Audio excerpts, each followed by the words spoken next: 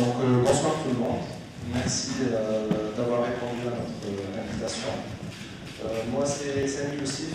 Je suis chargé de suivi d'animation au sein du programme Youssou, TCPA, Programme Concerté Pluriacteur Algérie.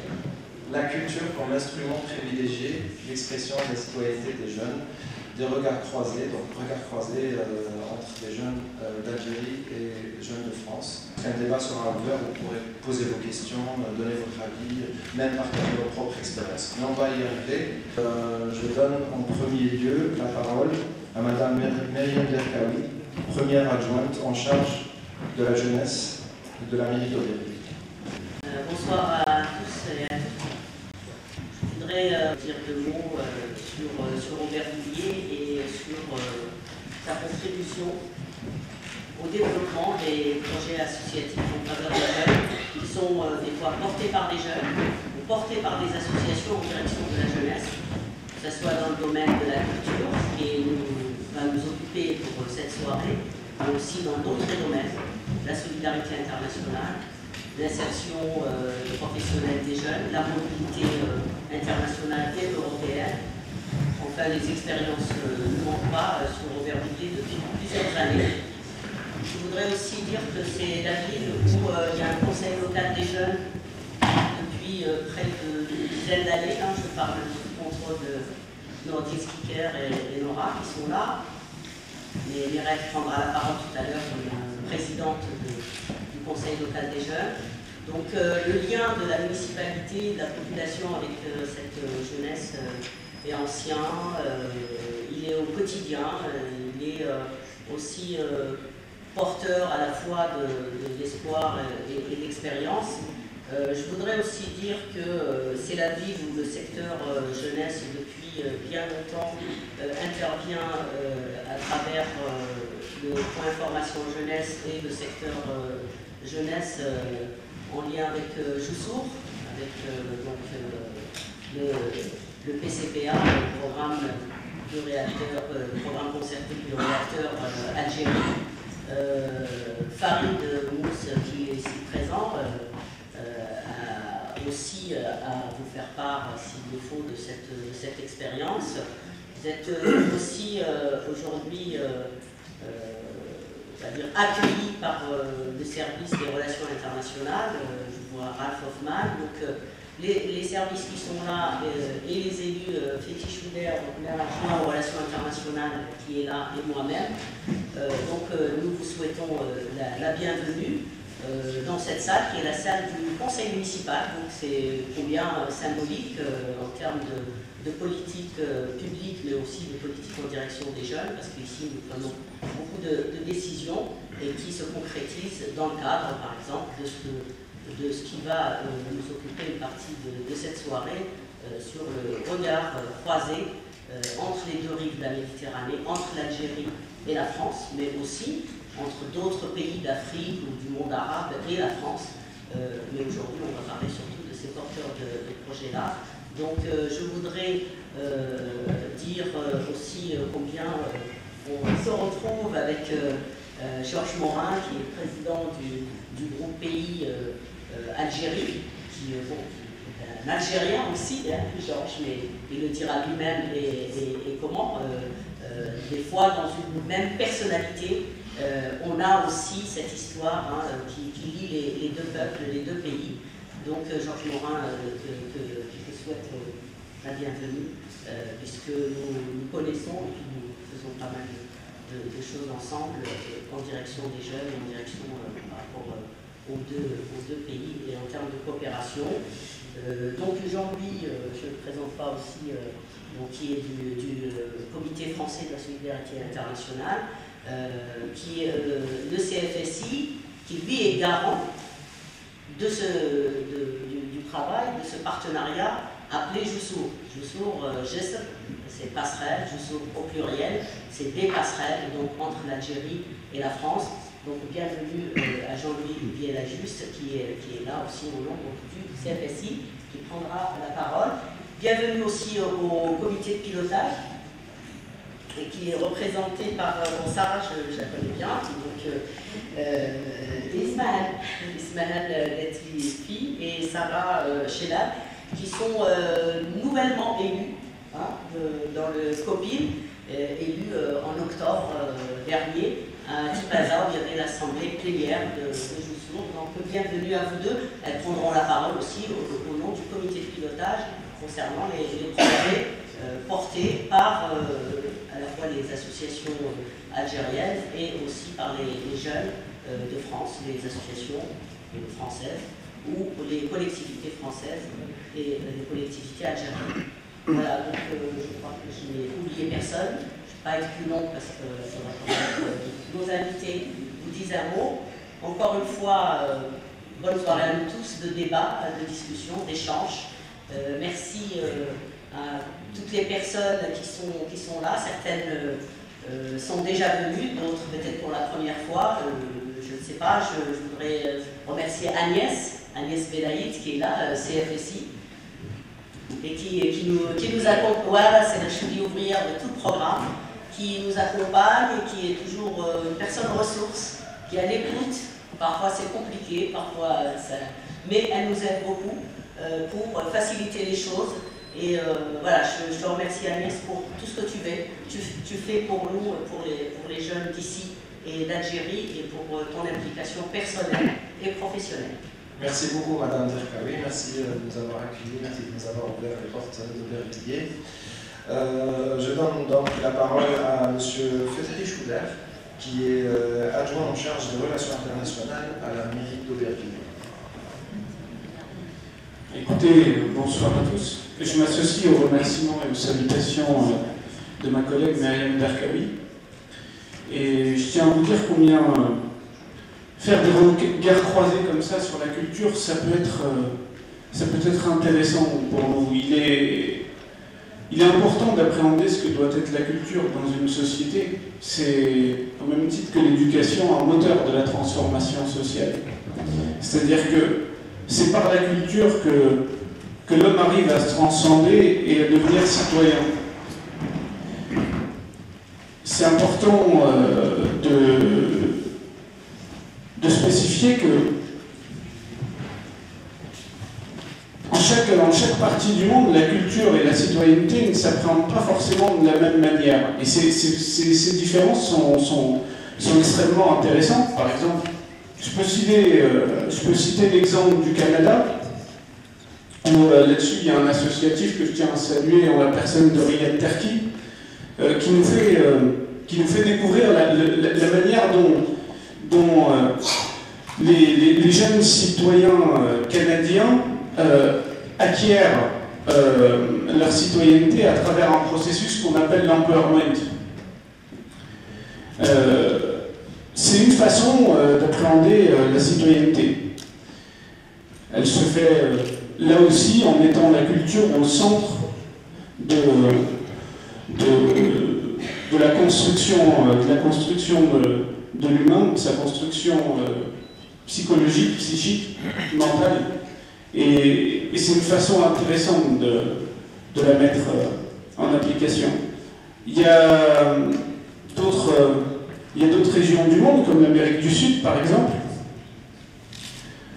où là aussi on met l'éducation et la citoyenneté pour permettre aux gens d'acquérir une ascension sociale, d'être capable de comprendre dans quel espace politique ils vivent et de devenir eux-mêmes des personnes qui entrent en responsabilité politique et qui se constituent en tant que peuple.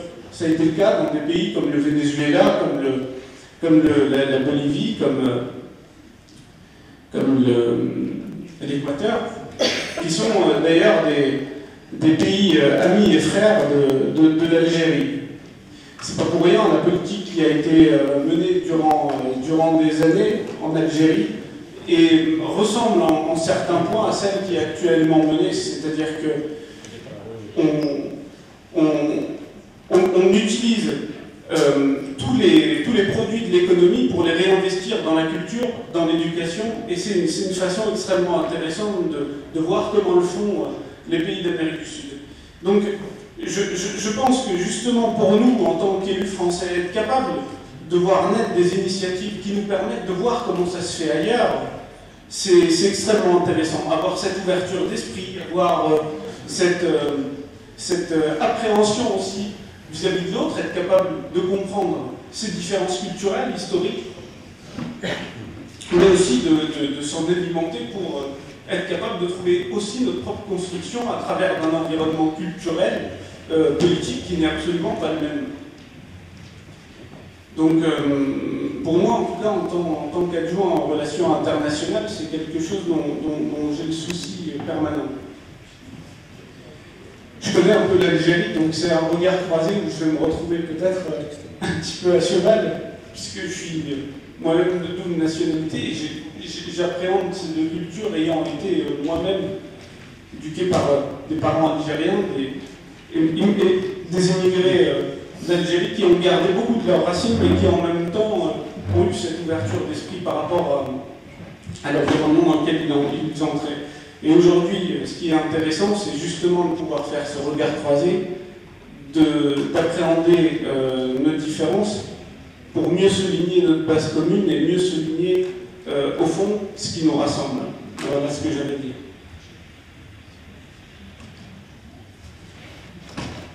Merci beaucoup, Monsieur Schubert. Nous allons maintenant vous parler du programme Jusso. Donc, il s'appelle Programme concerté pluriacteur. Donc, c'est un programme concerté où la gouvernance est posée comme une valeur essentielle. Donc, il y a des membres français et algériens et toutes les 2 ans, il y a une assemblée plénière, les membres se réunissent et procèdent à l'élection d'un comité de pilotage, donc constitué de 8 personnes, 8 entités, 8 associations, qui vont les représenter justement, parler au nom du programme. Nous avons parmi nous ce soir 2 membres du comité de pilotage, une membre d'une association française et une membre d'une association algérienne qui vont vous parler donc du programme Jusso et de l'action d'aujourd'hui. Je donne donc la parole simultanément à Ismaël Nafrifi et à Sarah Chelal, qui sont toutes les 2 membres du comité de pilotage, sachant que Ismaël est membre de l'association Bel Horizon d'Oran et que Sarah est membre de l'association Citoyenne des rues. Voilà. Merci Samy. Tout d'abord, bonsoir. Bonsoir à tous. Je suis très honorée et très fière aussi d'être là, en face de jeunes, en face d'une salle plus ou moins remplie, en face de personnes engagées que j'ai pu rencontrer tout au long de cette semaine. Donc, après, nous sommes aujourd'hui, si nous sommes ici, c'est pour la 5e rencontre thématique du programme Jusso. Comme cela vous a déjà été expliqué, c'est un programme consulté pluriacteur, Jusso qui veut dire des ponts, des liens. Et ce programme-là, ou dans ce programme-là, on a beaucoup de rencontres thématiques que Sarah va vous expliquer. C'est quoi une rencontre thématique? Voilà, c'est ça. Merci beaucoup, Ismaël. Tout d'abord, je vous remercie de nous avoir invités et de nous avoir offert cette tribune. Alors, je vais vous parler donc très rapidement en fait, des rencontres thématiques. Les rencontres thématiques dans le programme Jusso existent depuis 2011. C'est vraiment un témoignage en fait, de la co-construction en fait, d'un espace de dialogue privilégié entre différents acteurs du changement, d'un changement qu'on essaye d'atteindre. Donc que ce soit des acteurs économiques, que ce soit les associations membres de Jusso, que ce soit les représentants des autorités locales membres de Jusso. Donc ces rencontres thématiques sont organisées sur les 2 territoires, aussi bien en Algérie qu'en France. La dernière en Algérie a eu à Beira. Et en fait, vraiment, ces rencontres thématiques ont pour vocation d'initier un réel travail commun entre les membres du programme, mais aussi entre leurs partenaires non membres du programme. Tout cela dans l'objectif de consolider les actions en faveur, mais aussi avec la jeunesse, mais aussi de les innover. Et la seconde vocation de cette rencontre thématique, c'est aussi de favoriser vraiment une mise en réseau, comme je vous l'ai dit, entre différents acteurs de la société et différents acteurs qui contribuent à un changement social. Alors moi, je vous ai présenté très rapidement ce qu'étaient les rencontres thématiques, mais je suis sûre que vous vous demandez ce qu'est le programme Jusso. Donc j'ai laissé Ismaël présenter ce qu'est le programme Jusso. Donc 2007, c'est la date à retenir. C'est là où des gens, des acteurs de la société civile française et des acteurs de la société civile algérienne ont pris la décision de travailler ensemble pour faire évoluer les choses, pour faire un changement, qui est un changement des deux côtés de la rive de la Méditerranée, mais aussi un changement, une ouverture dans ce sens-là. Dans ce programme-là, il y a 4 acteurs.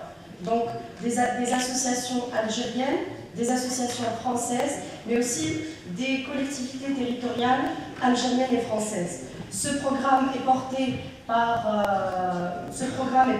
en France par une ONG garante, qui est le CFSI, Comité de solidarité française internationale.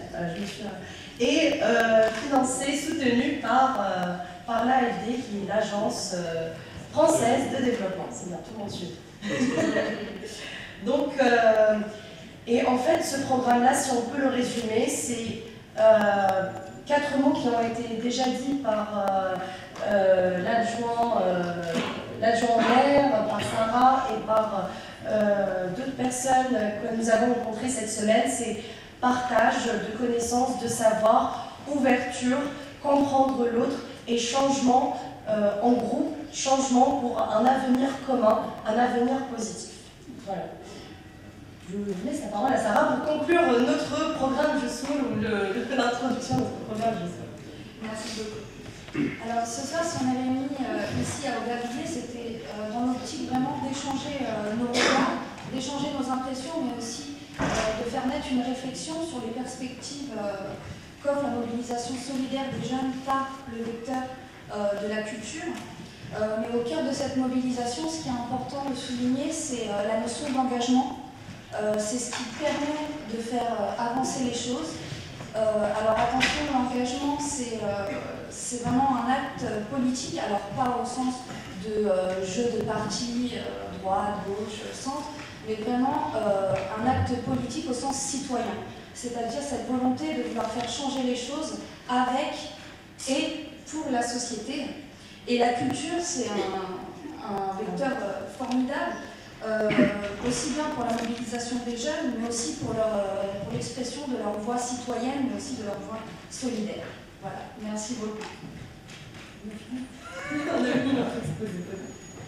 Merci beaucoup à Sarah et à Esmahen pour cette très charmante présentation du programme de l'action. Donc, je donne maintenant la parole à M. Georges Montin, qui est président du groupe Pays Algérie à l'association Cité Unie France. Je précise donc que l'événement d'aujourd'hui est organisé par le programme JUSOUR, le CFSI, la ville d'Aubervilliers, mais aussi de Cité Unie France. Donc, à vous la parole, monsieur. Merci Samy. Je m'appelle tout le monde ici. Bon, comme vous l'avez laissé entendre, je suis originaire d'Algérie, je suis constantinois. J'ai vécu 25 ans, mes parents sont restés 17 ans après l'indépendance. Donc voilà, je sais plus trop où j'habite, je ne sais pas si je suis algérien ou français, et tant mieux. Alors, au niveau de. Je vais vous parler sur 3 casquettes différentes, mais on va rester sur le bon sujet.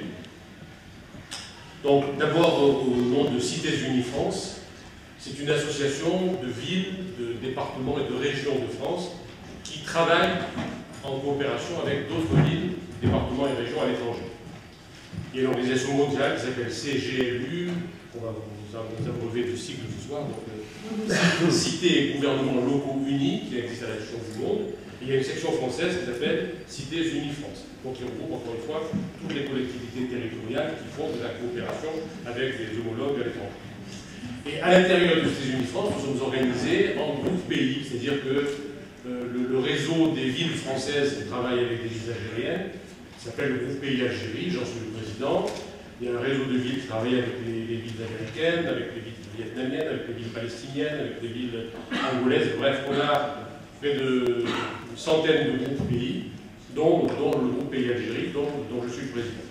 Et c'est un groupe qu'on a fondé en 1999 avec Anastasie, le regretté Anastasie, qui présidait à l'époque Cité Unie France, et qui a donc mis à profit le retour de la paix en Algérie pour renouer des liens avec les villes. Alors, j'en cite, je vais citer pour reprendre les 4 principales villes algériennes, même les 5, alors on va aller jusqu'à Tlemcen, pour un Constantinois, c'est un gros effort. Donc la ville d'Alger est jumelée avec Paris et Marseille, la ville d'Oran avec Bordeaux, ça marche très bien, la ville de Constantine, donc ma ville avec Grenoble, où j'habite en plus, où je suis maire adjoint dans une petite commune de l'agglomération. Annaba est jumelée avec Dunkerque, et Tlemcen donc avec Lille, depuis quelques années. Donc vous voyez, il y a beaucoup de villes, en gros une quarantaine de collectivités locales, françaises et algériennes, qui travaillent ensemble depuis 1999 avec des hauts et des bas, parce que rien n'est jamais facile. Mais bon, c'est des choses qui avancent, et notamment, alors je voudrais ici rendre un hommage particulier à quelqu'un que tout le monde connaît ici, qui est Linda Naïli, qui, je ne sais pas où elle est là-bas, peut-être. Elle a une petite main, voilà, je voudrais vraiment la remercier parce que au niveau de Cités Unies France, elle a fait du très bon travail, notamment avec moi du groupe Algérie. Et puis surtout, elle a été celle qui a été à l'origine de la présence des collectivités territoriales, bien sûr avec la complicité de tout le monde, mais c'est elle qui a vraiment poussé, qui a mis l'épée dans les mains de tout le monde. Parce que lorsque le programme a été conçu, au départ, il devait concerner uniquement des associations, des ONG françaises et algériennes. Et puis, à la fois, la demande, elle a senti très vite la demande qui émanait des collectivités françaises et des collectivités algériennes, disant on rentre dans un monde, notamment le monde associatif algérien, au lendemain de la guerre civile de 2000, des années noires. Le milieu associatif était soit suspect, soit mal en point, soit à peine naissant. Et les Français, les organisations françaises disaient bon, comment on va trouver des interlocuteurs? C'était le souci aussi des autorités algériennes. Donc finalement, on s'est dit écoutez, il y a des gens qui travaillent déjà ensemble, entre la France et l'Algérie, qui se connaissent bien. Ce sont les villes et les collectivités territoriales. Et ces villes et ces collectivités territoriales, par définition, elles connaissent les associations qui travaillent sur leur territoire respectif. Donc on a décidé, globalement, les Algériens et les Français, de mettre dans le coup de ce programme qui, encore une fois, a été, comment dirais-je, destiné uniquement aux associations au départ, de mettre dans le coup les collectivités territoriales et villes. Et nous sommes partis, donc, on a fait une expérience, on a tenté une première année expérimentale. On m'a demandé de choisir une ville française et une ville algérienne avec lesquelles on pourrait tenter une expérience, et par hasard, j'ai tiré au sort et je suis tombé sur Constantine et Grenoble. Donc on a tenté une première expérience à Constantine. On avait des contacts privilégiés avec le Wali, avec le DDJS. On est d'abord allé à Alger, prendre le bal de l'autorité algérienne. Et ça s'est effectivement bien passé la première année. Du coup, ça a permis de d'étendre petit à petit ce programme à l'ensemble des villes algériennes et françaises. Au départ, donc, avec une expérience concluante à Constantine et Grenoble. Voilà, donc c'est la première casquette sur laquelle je suis là et c'est au moment de laquelle je suis heureux de saluer tous les participants algériens et français et franco-algériens qui sont ici. Deuxième casquette, c'est dans le même cadre, donc lorsque, et là aussi je suis pour rien, lorsqu'on a décidé en 1999 le jumelage entre Constantine, la ville natale, et Grenoble, le Accueil, encore une fois un pur hasard, le maire de Grenoble m'a demandé de constituer une association d'amitié Grenoble-Constantine, et notamment de travailler beaucoup sur la culture, parce que la municipalité s'occupait d'urbanisme, de technique, d'informatique, d'état civil, etc. Il y a eu un programme très important de coopération. Et on m'a demandé de suivre plus particulièrement les problèmes de la culture. Donc on a tenu plusieurs réunions entre Constantine et Grenoble avec le milieu associatif. Et on a réussi à mettre en contact toutes ces associations qui, à Constantine et à Grenoble, faisaient à peu près la même chose. Donc elles se sont vite rencontrées et vite entendues, vraiment, elles faisaient le même métier. Et simplement, je ne vais pas vous raconter toute l'histoire, mais pour vous dire que le fruit de cette coopération, ce qui reste aujourd'hui, c'est très important, et les Algériens qui sont ici le comprendront vite, c'est dans ce cadre que s'est créé, par exemple, le premier et le seul, je crois, festival de jazz en Algérie. Et il s'est créé à Constantine, l'Ima Jazz. Constantine est une ville, je la connais, plutôt conservatrice, traditionnelle. Je veux dire, on va faire du jazz à Constantine, beaucoup m'ont dit, mais tu es un peu fou, non? Écoutez, on va voir. Il y a il y a des gens qui jouent de la trompette, des gens qui jouent de beaucoup d'instruments. Donc Grenoble avait un beau festival de jazz, et du coup, ben voilà, maintenant il existe un festival de jazz à Constantine qui reçoit maintenant des jazzmen, des cubains, américains, donc c'est une grande satisfaction. De la même façon, on a créé à Grenoble ensemble, Constantinois et Grenoblois, à Constantine, le festival du conte des arts du récit, là aussi en s'inspirant de l'exemple de ce qui se passait à Grenoble, où le festival existe depuis une vingtaine d'années. Et puis on a aussi une coopération très très poussée entre les deux conservatoires de musique de Constantine et de Grenoble. Donc si vous voulez, voilà un projet de deux villes françaises et algériennes qui, encore une fois, je ne vais pas poser un article sur la culture, parce que c'est le sujet que nous avons mis ce soir, apporter des fruits qui sont non seulement qui ont vu le jour, mais qui sont pérennes et qui ont atteint maintenant une notoriété nationale, voire internationale. Deuxième casquette. Troisième casquette, je préside depuis, j'ose pas le dire, mais depuis bientôt 30 ans, une association qui s'appelle Coup de Soleil, que nous avons créée avec des amis d'Algérie, du Maroc, de Tunisie, de toutes origines, chrétiennes et musulmans. En 1985, on essayait de lutter contre le racisme anti-maghrébin qui commençait à poindre son nez en France, et un racisme qui nous était absolument insupportable parce qu'on avait tous, les uns et les autres, quelle que soit encore une fois nos nationalités, nos origines religieuses ou culturelles, vécu dans un système colonial qui avait au cœur de son système le racisme. Donc on n'en voulait absolument plus, on a rejeté cela, et on s'est demandé comment on pouvait, en tant qu'originaire du Maghreb, porter un projet qui permette de lutter intelligemment contre le racisme, et notamment avec deux outils qui étaient l'information et la culture. Parce qu'on estime que pourquoi les gens, le racisme est un phénomène naturel. Tous les peuples sont racistes, tous les hommes sont racistes. Un bébé, quand il naît, il est raciste. Ça veut dire qu'il se méfie de celui qui ne lui ressemble pas. Il a peur. Donc les hommes, à travers l'histoire, à travers le monde, n'ont jamais trouvé de meilleur domaine contre le racisme que l'éducation et la culture. Parce que quand on connaît l'autre, déjà on peut commencer à moins avoir peur. Quand on le connaît mieux, on peut commencer à l'estimer, et on peut arriver comme ça à la fraternité, à de l'amitié. Donc on a cet objectif entre la France et le Maghreb. On le fait depuis Paris, parce que c'est là où nous sommes, mais aussi depuis les régions. On a des sections à Lille, à Lyon, à Marseille, à Montpellier, à Toulouse, à Bordeaux, sur le terrain, donc.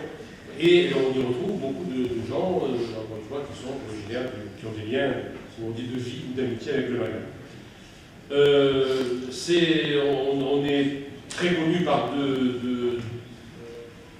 coup de tambour qu'on a lancé en 1991 en pleine guerre du Golfe, lorsqu'on a réussi à mettre sur la scène de l'Olympia, en pleine guerre du Golfe, alors que les tensions en France commençaient à se manifester, Guy Bedos, Michel Boujda et Smaïl. Donc on avait le chrétien, le juif musulman, deux Algériens et un Tunisien, mais bon, c'est normal. On a donc on a atteint une certaine notoriété avec cette action qui a eu lieu à l'Olympia en février 1991. Et puis surtout, depuis 20 ans, maintenant, on organise une grosse manifestation autour du livre à l'Hôtel du Livre de Paris, qui s'appelle Le Maghreb des livres. Donc je vous demande si la ligne de pub vous me permettra.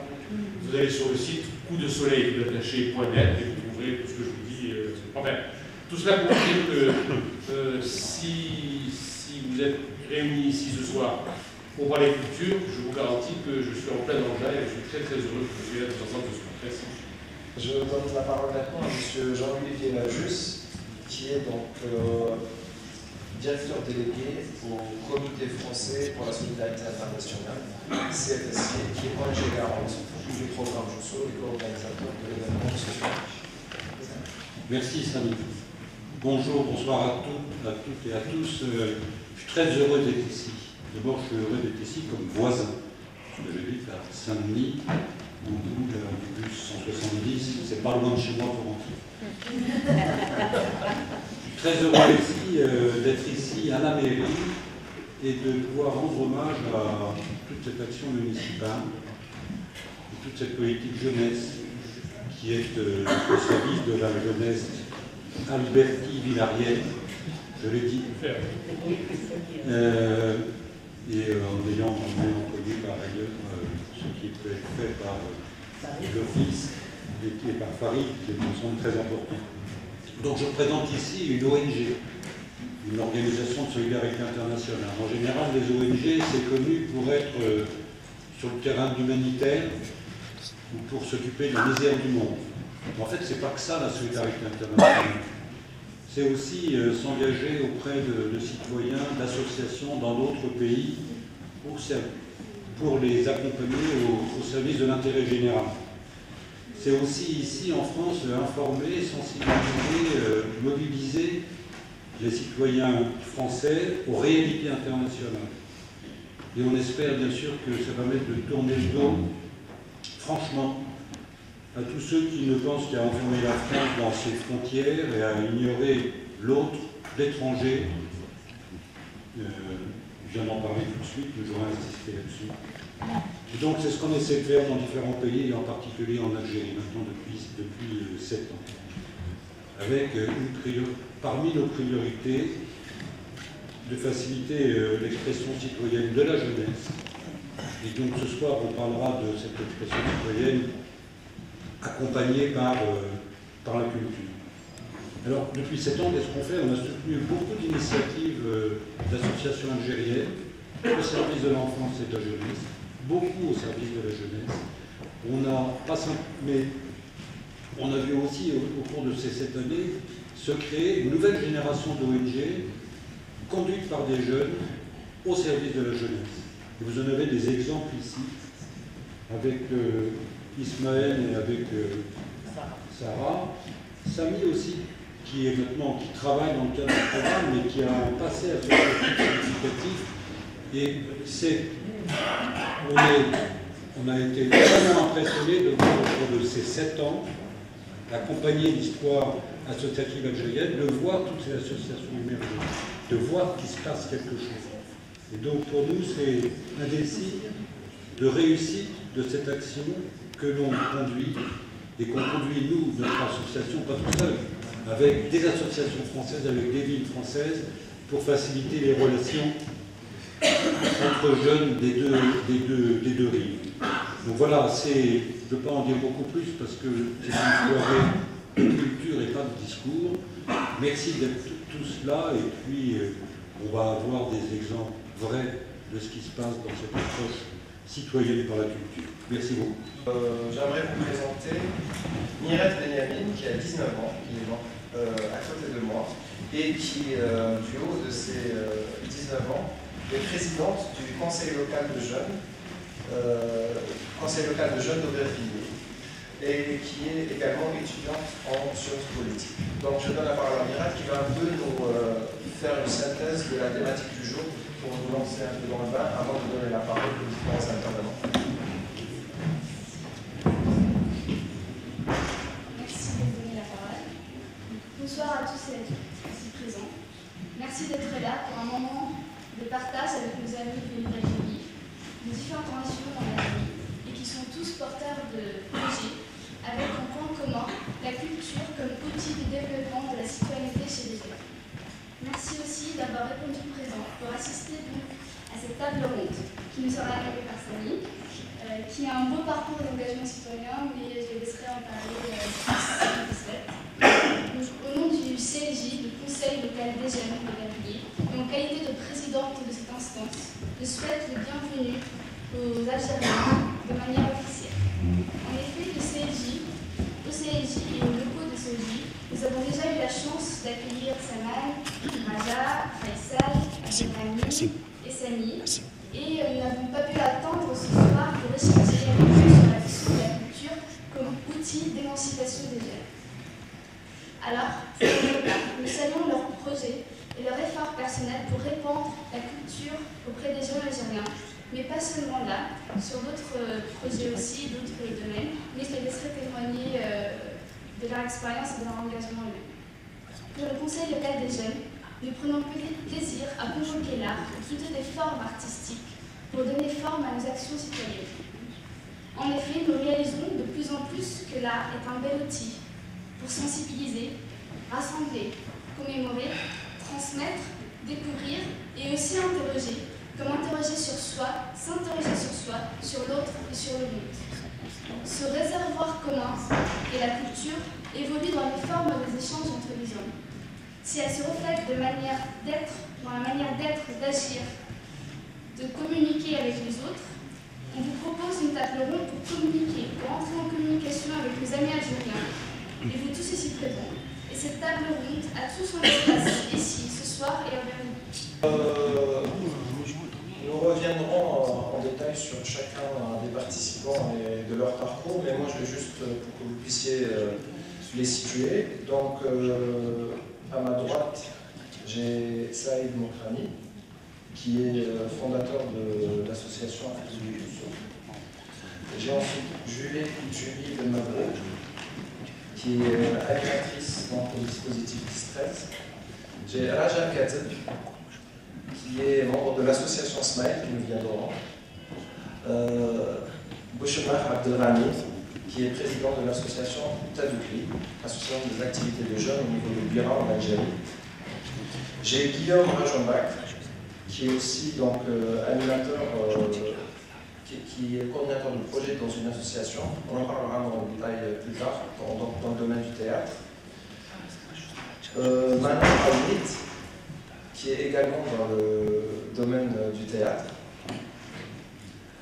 Yassine, donc Yassine Mamouni, qui est sur un contrat donc, au niveau du bois d'information jeunesse. Conseil local de jeunesse, tout à fait.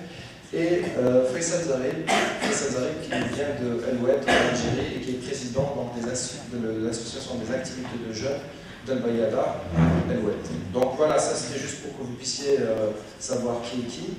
Et comme Faisal est principalement arabophone, donc il va intervenir en arabe, et c'est la raison pour laquelle, donc à sa droite, il y a Ismaël, qui n'est pas en train de chuchoter.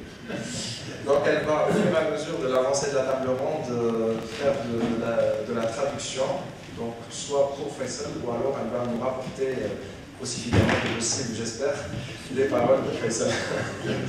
Voilà, donc c'est ce joli panel qui va animer la soirée. Et donc on attaque le sujet du jour, la culture, instrument privilégié. Donc la première question que j'ai envie de poser moi, c'est pourquoi? Pourquoi opter pour la culture comme instrument pour l'action citoyenne? Il y a tellement de différentes formes, et Myriam vient de le dire, hein, elle a utilisé le mot forme, il y a tellement de différentes formes pour l'exercice citoyen. Pourquoi de plus en plus de jeunes se mobilisent autour des instruments culturels, autour de ces diverses formes d'expression? Donc j'aimerais poser cette question à Yassine. Donc Yassine Mamouni, est-ce que tu peux rapidement donc, te présenter, nous parler de ton parcours et nous dire justement pourquoi, toi en tant que jeune, tu estimes que la culture c'est un moyen privilégié pour faire des actions citoyennes? D'accord. Donc je me présente, Yassine Mamouni. Je suis animateur spécialisé dans l'audiovisuel au sein du Conseil local des jeunes. Alors, pourquoi la culture comme vecteur de citoyenneté? Parce que je pense que la culture fait partie des outils qu'on a à notre disposition quand on travaille autour de la jeunesse, et que la culture peut... Parce que certains jeunes, les jeunes ont tous des idées à exprimer. Donc, certains ont plus de facilité à les exprimer lors des espaces assez officiels, comme les tables rondes, les espaces de débat. Certains jeunes ont un peu plus de mal pour s'exprimer lors de ces espaces-là. Du coup, utiliser la culture comme outil d'expression peut permettre à certains jeunes qui n'ont pas l'habitude de s'exprimer, de prendre la parole, pour pouvoir s'exprimer et donner à voir aux autres ce qu'ils pensent de tel ou tel sujet. Donc déjà, dans un premier temps, la culture peut déjà être un moyen d'expression pour des jeunes qui ne peuvent pas avoir accès à certains espaces où on trouve la difficulté à aller à votre forme. Alors est-ce que vous avez dans votre parcours une expérience pour illustrer ça? Sachant que je tiens à préciser un truc, au début lorsqu'on a voulu travailler sur cette table ronde, on avait un peu mis les jeunes par binôme, donc franco-algériens, autour de thématiques ce qui est rapport musique, théâtre. Mais sur les 2 derniers jours, lorsque nous avons échangé, je me suis rendu compte à quel point en fait, presque tous les jeunes que vous avez en face de vous sont polyvalents, c'est-à-dire ils peuvent être sur théâtre, mais ils font aussi de la musique, ils font aussi de la photographie, du cinéma. Et du coup, on a un peu brisé les règles, on s'est dit ça sert à rien d'essayer de coupler comme ça autour de disciplines. Et donc, toi qui es sur le cinéma, mais aussi sur le théâtre, quel est le vecteur que tu aimerais illustrer? Juste pour illustrer un peu ce que je viens de dire, un exemple, au mois d'avril et au mois de juillet, on a eu une double rencontre avec des jeunes Allemands. Donc une rencontre à Berlin en premier lieu et une seconde à Aubervilliers ici même. Durant toute la semaine, le but de ce projet-là, c'était de faire rencontrer des jeunes Allemands et des jeunes Français pour qu'ils puissent s'exprimer et rencontrer l'autre. Et aussi le thème c'était raconter, parler de sa ville, de son quartier. Pour Berlin c'était un quartier et nous c'était la ville. Donc durant toute cette semaine-là, le but c'était de permettre à ces jeunes-là de parler entre eux. Et du coup, la semaine était rythmée par des ateliers, différents ateliers. Il y avait des ateliers débat, des ateliers où c'était en forme de jeu, mais des jeux qui étaient là pour permettre aux jeunes de poser des mots sur ce qu'il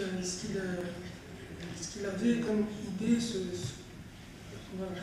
Et en fin de semaine, il y avait un atelier que je menais, un atelier vidéo. Le but de cet atelier-là, c'était d'écrire, de réaliser, de tourner et de monter un film qui a été écrit en une matinée, tourné en une après-midi et monté en une matinée. Du coup, j'ai pu remarquer, par exemple, que certains jeunes, au début de semaine, quand ils étaient dans des ateliers débat, par exemple, avaient du mal à s'exprimer ou avaient refusé totalement de prendre la parole. Et lorsque on était dans les ateliers vidéo, là, ils arrivaient tout à fait à avoir leur place et à pouvoir s'exprimer. La vidéo, je parle de la vidéo, mais ça peut être aussi, il y avait un exemple aussi il y avait du slam aussi, il y avait du rap aussi. Il y avait un rappeur, par exemple, quand on lui demandait son avis sur tel ou tel sujet, il n'arrivait pas à parler, à prendre la parole. Par contre, en fin de semaine, il a réussi avec un autre jeune français à écrire un morceau de rap et via ce morceau de musique, il a pu s'exprimer. Voilà. Donc c'est un moyen d'expression. La culture est un moyen d'expression pour certains. Très bien. Donc, au-delà des barrières, au-delà des différences culturelles, la culture permet aux jeunes de s'exprimer, de mieux se comprendre, mais aussi de prendre l'initiative de se parler entre eux. Vous êtes plus sur la vidéo, comme vous venez de le dire. Donc, vous m'aviez parlé tout à l'heure du 17 octobre, une date très chère à la ville d'Aubervilliers, et d'une expérience que vous avez menée dans ce sens. Est-ce que vous aimeriez la partager avec les participants? Oui, ça c'était quand j'étais plus jeune. Quand j'étais plus jeune, j'étais au membre du conseil des jeunes, puis j'ai été amené à c'est l'exemple que je donne là pour mon expression, c'est un exemple qui s'applique à moi aussi. J'étais un jeune qui avait du mal aussi à s'exprimer dans le milieu officiel. Donc, j'ai rencontré, on va dire, la vidéo qui m'a permis de m'exprimer à ma manière. Au sein du Conseil local des jeunes, en partenariat avec 93 au cœur de la République, ça fait 3 ans qu'on travaille autour de la question de la mémoire du 17 octobre 61. Alors, dans le cadre de ce travail de mémoire, j'ai été amené à réaliser un micro-trottoir. Je suis parti sur le terrain dans le trottoir, comme son nom, le micro-trottoir, et rencontrer les habitants d'Aubervilliers et leur demander ce qu'ils savaient, s'ils avaient déjà entendu parler du 17 octobre. Et là, j'ai vu que la plupart ne savaient pas ce que c'était que le 17 octobre. Soit, s'ils avaient entendu parler du 17 octobre, ils confondaient souvent avec un autre événement historique qui est les événements du métro Charonne. Il y avait une confusion entre les deux événements, très proches, au niveau de la date aussi très proche, c'était à quelques jours. Et il y avait ceux qui savaient très bien ce que c'était, parce que c'était des militants, ils avaient travaillé déjà sur cette histoire-là. Donc la vidéo m'a permis à moi de voir tout ça et de l'exprimer. Voilà. Donc la vidéo t'a permis de voir tout ça et d'exprimer, mais aussi a permis apparemment à certains citoyens d'Aubervilliers d'en apprendre un peu plus sur la mémoire de leur localité. Ça c'est en premier temps, et après dans un second temps, la vidéo nous permet d'être diffusée. Et surtout aujourd'hui avec les technologies d'aujourd'hui, c'est facile, je mets ma vidéo sur YouTube, il suffit que j'envoie le lien, et là des milliers de personnes peuvent voir ce que j'ai fait. Du coup il y a aussi cette part de transmission qui est importante, parce que c'est pas un simple discours que je donne à une foule qui l'a entendu, c'est aussi j'ai des choses à dire, je le dis via la vidéo, et là, c'est intemporel. Du coup, une personne peut m'écouter 10 jours, 10 ans, 20 ans après que je l'ai dit. Merci beaucoup, et d'ailleurs, puisque tu parles de vidéos qui permet à travers les réseaux sociaux de partager, je rappelle que la table ronde est diffusée en ce moment, donc en temps réel, à travers un site de streaming. Et j'en profite pour saluer tous ceux qui sont sur Internet en train de nous regarder. Et si vous avez des dédicaces à passer, vous les passez. Non, c'est pas vrai. Par contre, les gens qui sont sur leur écran, donc je leur dis qu'ils peuvent. Il y a un onglet où ils peuvent passer des petits messages, des petits commentaires. Donc s'ils ont des questions à poser, ils peuvent participer à travers Internet. C'est ça aussi la magie de la technologie moderne. Je te remercie énormément, Yacine, pour ton témoignage. Vous pouvez l'applaudir.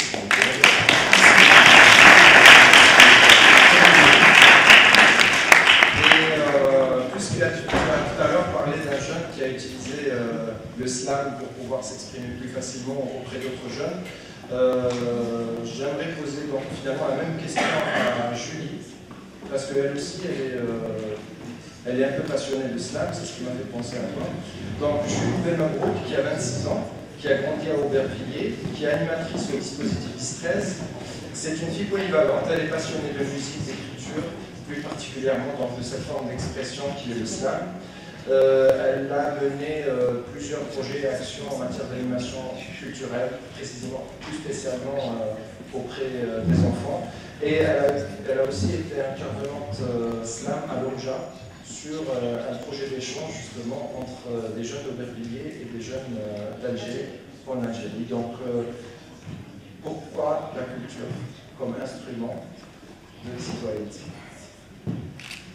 Alors, bonjour à tous. Pourquoi la culture? La culture, c'est un moyen de s'exprimer, comme on l'a dit depuis tout à l'heure. Et j'ai remarqué, en fait, moi-même en tant que jeune, j'ai eu ce besoin de m'exprimer. Donc j'ai grandi comme ça, je me suis mise à écrire. Et au fur et à mesure, j'ai trouvé que c'était une bonne thérapie, un bon moyen de partager des choses, de partager des expériences.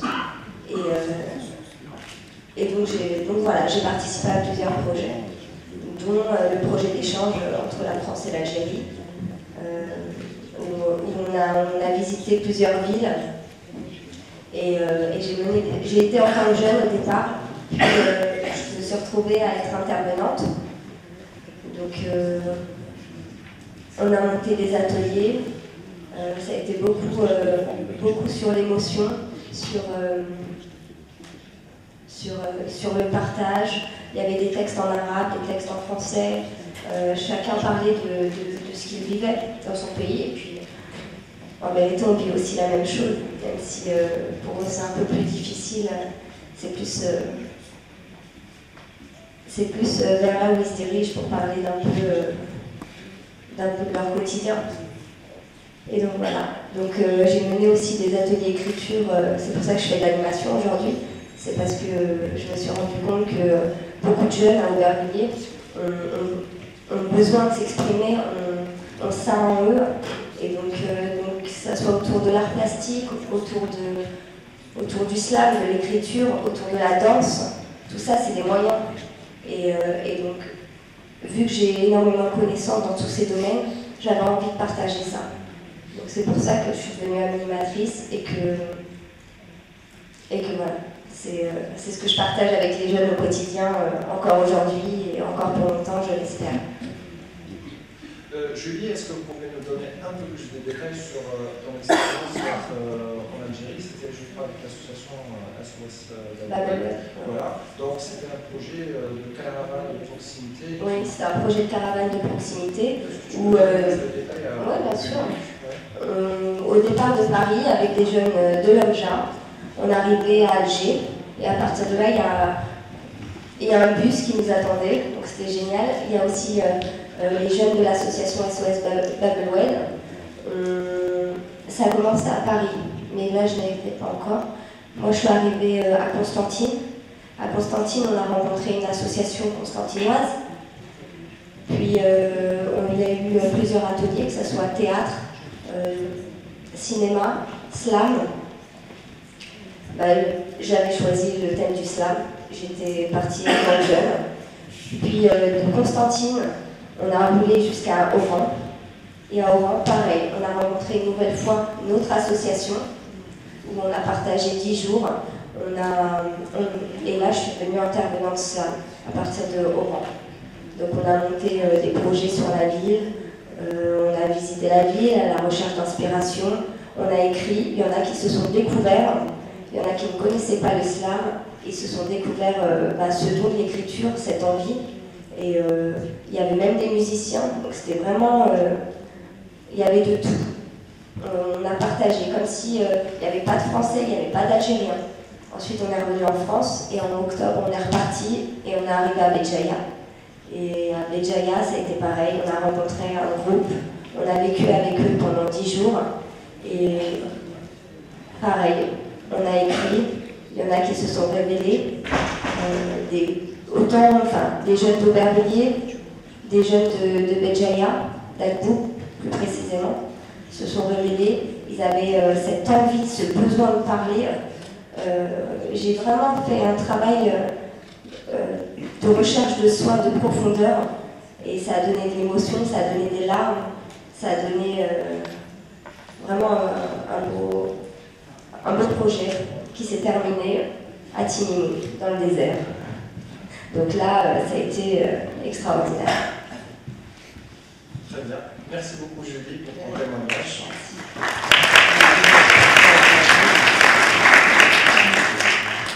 C'est marrant, à un moment donné, tu as dit tout ça, c'est des moyens. Donc moi, ça me fait poser une question, justement, est-ce que la culture, dans certains milieux et pour certains jeunes, c'est uniquement un moyen? Très souvent, donc, on a des jeunes qui viennent vers les associations, vers les centres, juste pour dire j'ai envie de faire du théâtre, j'ai envie de faire de la musique. Parfois c'est l'inverse, ils viennent pour activer au sein de l'association, mais après ils trouvent comme ça de dire tiens c'est plus sympa de le faire en utilisant la musique. Donc il y a un peu cette fine barrière entre culture et citoyenneté. Et j'ai envie de poser cette question à Lager, parce qu'on en a parlé sur les 2 derniers jours.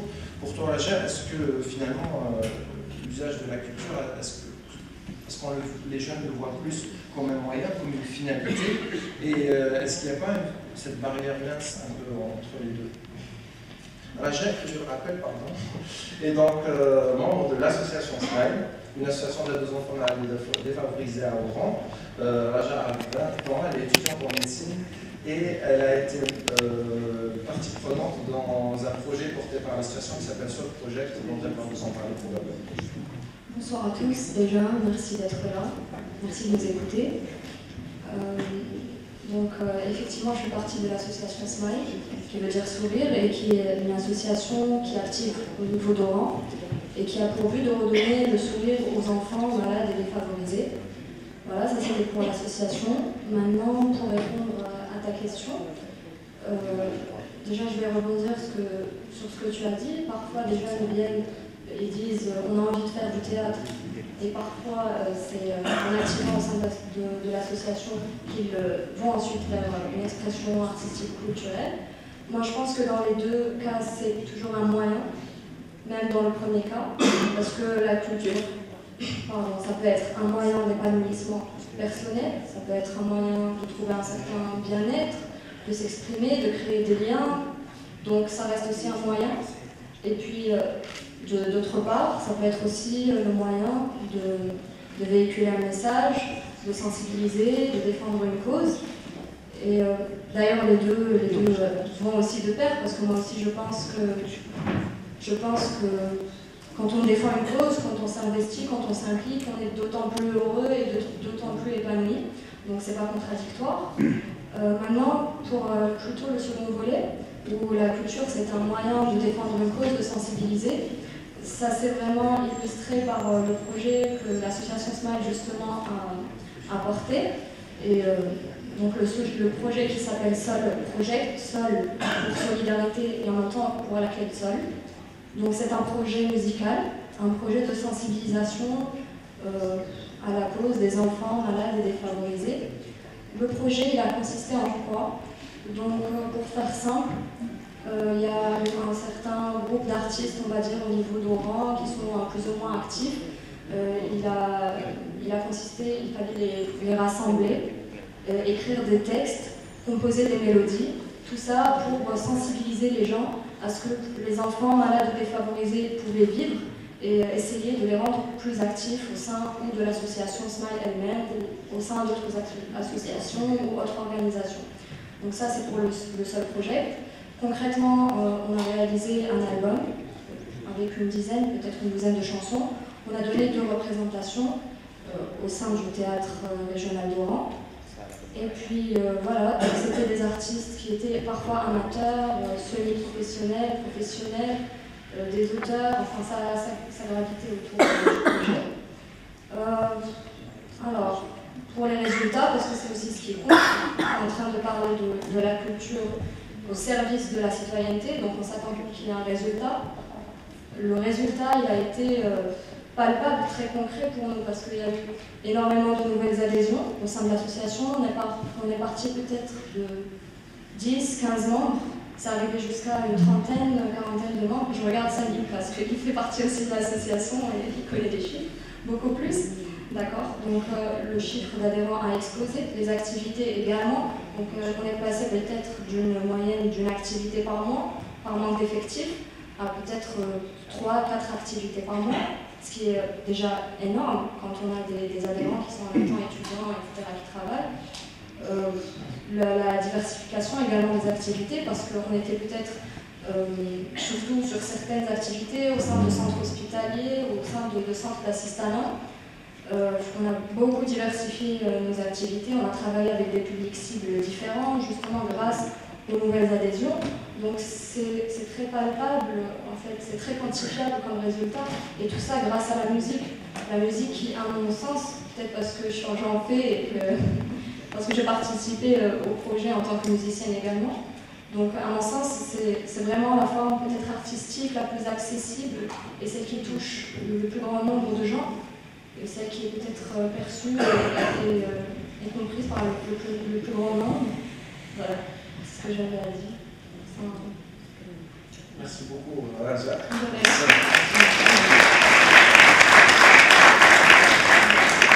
Pour ce témoignage complet qui répond, à mon avis, à la question. Selon toi, vraiment, la culture, plus précisément dans ton cas la musique, a pu être un véritable moyen de fédérer des jeunes autour d'une cause, de mobiliser des jeunes, et tu as parlé de résultats concrets. Parfois ils sont quantifiables, parfois ils ne le sont pas. Je discutais justement tout à l'heure avec Guillaume qui m'avait raconté une très belle expérience où les résultats sont visibles mais ne sont pas forcément quantifiables. Donc Guillaume Rajan-Black, qui a 20 ans, qui est d'Aubervilliers. Actuellement, il est donc jeune coordinateur d'un projet théâtre au sein d'une association qui s'appelle Mediales. Alors, le théâtre, tout ça, la musique, il connaît depuis l'âge de 10 ans. Musique, ensuite théâtre, ensuite cinéma. Et il est hyper actif sur les activités de la ville d'Aubervilliers, donc tout ce qui touche à la culture. Donc Guillaume, j'ai envie de te poser la même question, à savoir la culture, moyen, finalité, et puis cette histoire de résultats et ce qu'on peut voir réellement sur cette mobilisation citoyenne à travers la culture. En fait, oui, on peut voir justement donc ouais, c'est un moyen à la fois de divertissement, mais aussi pour certaines personnes, comme pour moi. Personnellement, je me suis servi justement de la culture très jeune à cause de certains problèmes que j'ai eus avec la famille.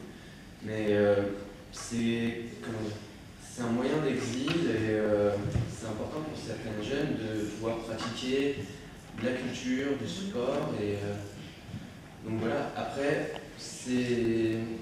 la culture c'est aussi un moyen de rapprocher les gens. C'est-à-dire que là, moi, j'ai participé à un projet qui s'appelle Lanterne sur la ville. Et en fait, ce projet a pour but de fabriquer des lanternes de d'osier et de papier. Et pour finir sur une déambulation de lanternes sur une partie de la ville d'Aubervilliers. Et cette année, en fait, on avait, avec l'association, on a réussi à faire une déambulation qui contenait un petit millier de personnes.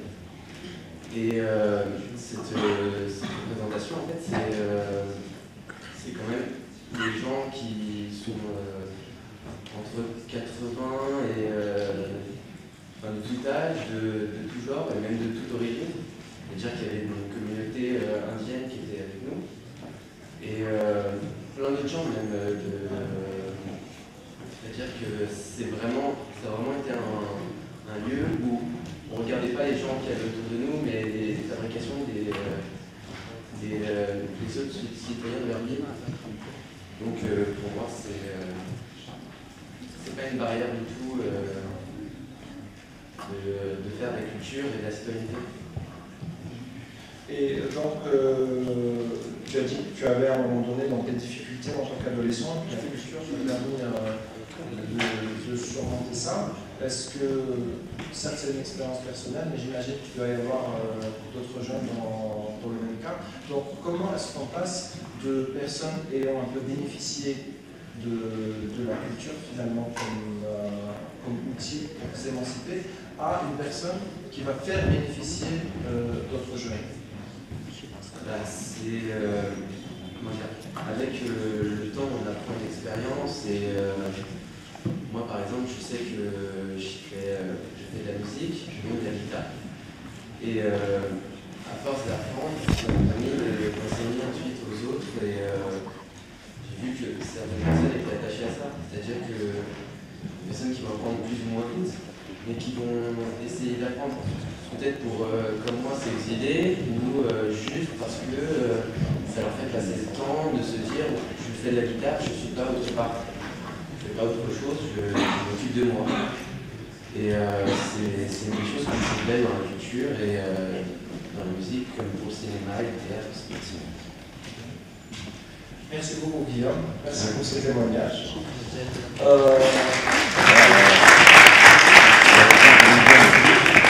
Donc là, on a une expérience où le résultat est directement visible quand on voit donc les personnes déambuler dans les rues autour de ces... Ça doit être beau à voir, hein, j'aimerais bien voir ça, les lanternes sur la ville d'Aubervilliers. Et puis voilà, au-delà des barrières, qu'elles soient ethniques ou de genre. Donc on voit tout de suite l'impact de ce que peuvent réaliser les jeunes dans leur localité. Et c'est justement cette question qu'on s'est posée. Très souvent, les actions à caractère culturel sont très rapidement un peu évaluées en disant ça ne vaut pas une action, par exemple, si on veut aborder un sujet sensible, le véritable débat sur la question peut tout de suite produire des résultats, alors que la culture, bon, ça peut diluer un peu l'effet escompté.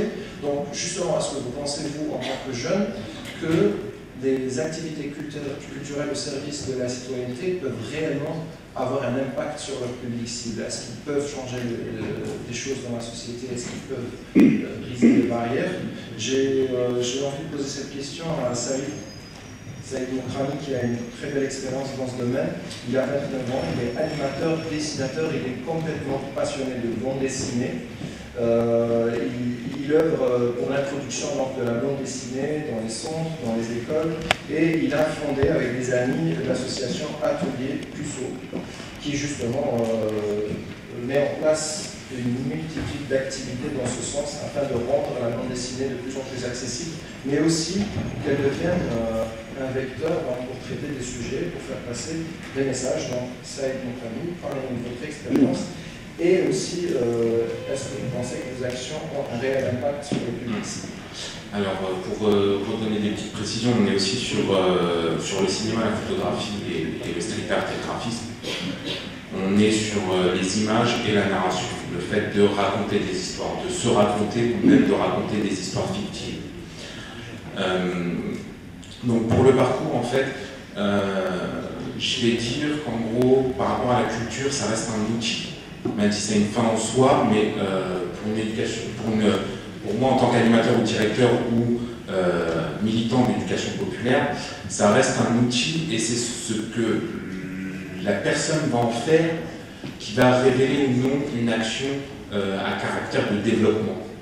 Je parle de développement individuel. Si je prends donc l'historique un peu de notre association, c'est tout un parcours qui montre un peu ce que ça nous a permis, et ce que ça a provoqué, et ce que ça nous a donné comme pouvoir d'agir.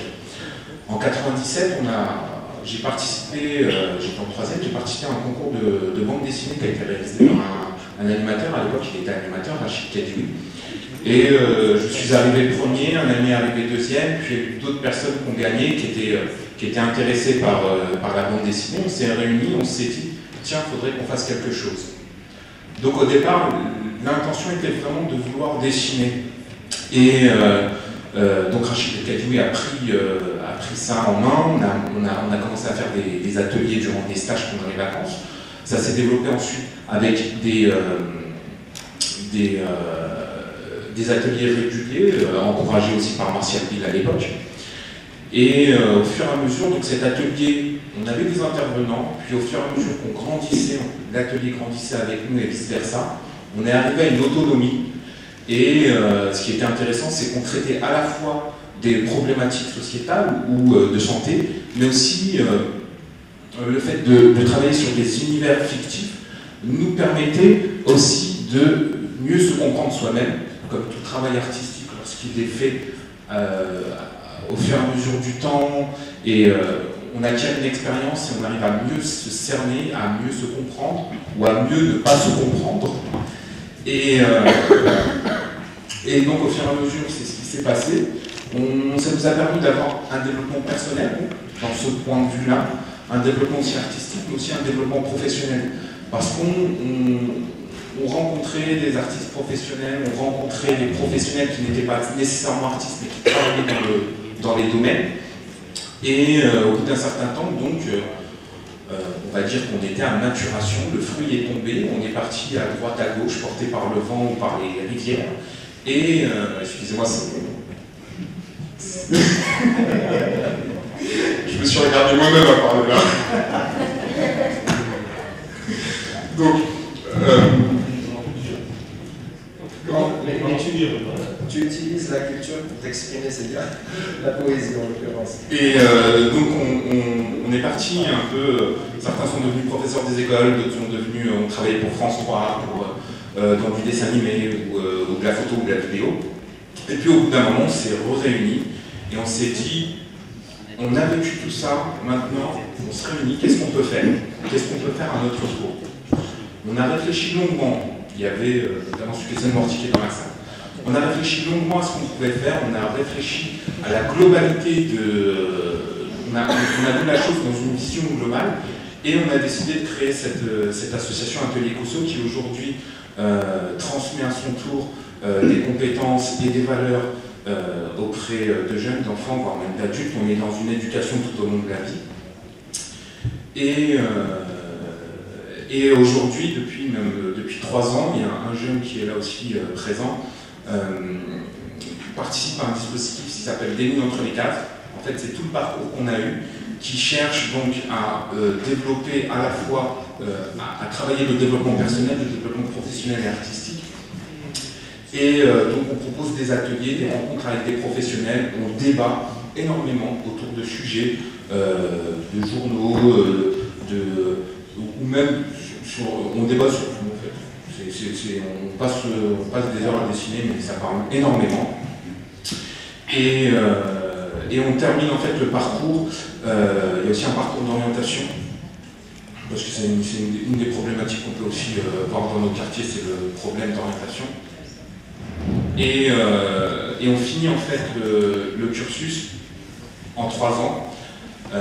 Si c'est pas fini en 3 ans, on poursuit. Et la 3e année, c'est une découverte d'autres aspects culturels, mais aussi d'autres cultures. On essaye de faire des échanges, et là on essaye qu'ils atteignent complètement leur autonomie, à développer des projets à leur tour. Donc vraiment c'est ce pouvoir d'agir qui...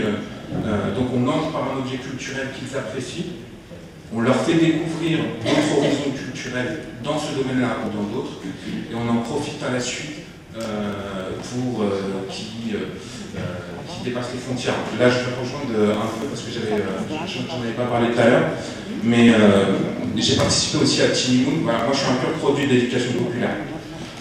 J'ai participé au projet avec Julie à Timimoun. Donc, on était dans le désert saharien de l'Algérie. Et effectivement, à la suite de ce projet, j'ai décidé de rester. Et je suis resté 6 mois en Algérie, à la fois mener des ateliers à Alger, et à la fois tenir des moutons dans les montagnes de Tiranis.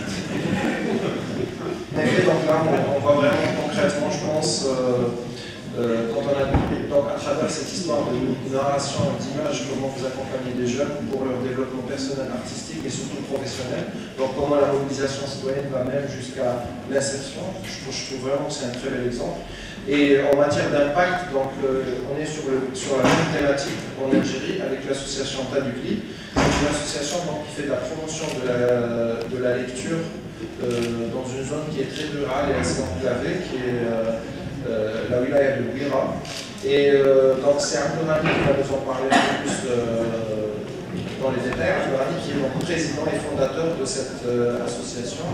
Abdourahmi qui a 33 ans et donc il vient directement de la Crête Rouge, de la commune de La Djiba. Justement, j'ai envie de te poser la même question, Abdourahmi, en matière d'impact. Vous qui essayez un peu de rendre le livre accessible dans votre région, sachant que le livre n'est qu'un moyen et que vous avez d'autres objectifs pour l'association, quels sont justement ces impacts que vous voyez dans l'environnement dans lequel vous travaillez? Bonsoir, salam alaikum et assoufinoul.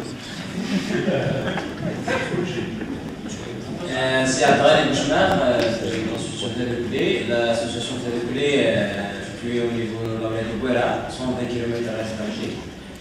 La date de la création de cette association par un groupe de jeunes de la région de la Crête Rouge, un village situé au radar de Bichirou, la commune de La Djiba, qui revient en 2009, une date historique pour l'association, parce qu'on a l'agrément le 25 janvier, et le 26 janvier, un membre fondateur de l'association, Lou Falah, il est décédé, il est diabétique. Ça fait une journée après avoir l'agrément, on a perdu un membre, un père du mouvement associatif. Ce père du mouvement associatif, il a laissé des traces sur la localité et c'est-à-dire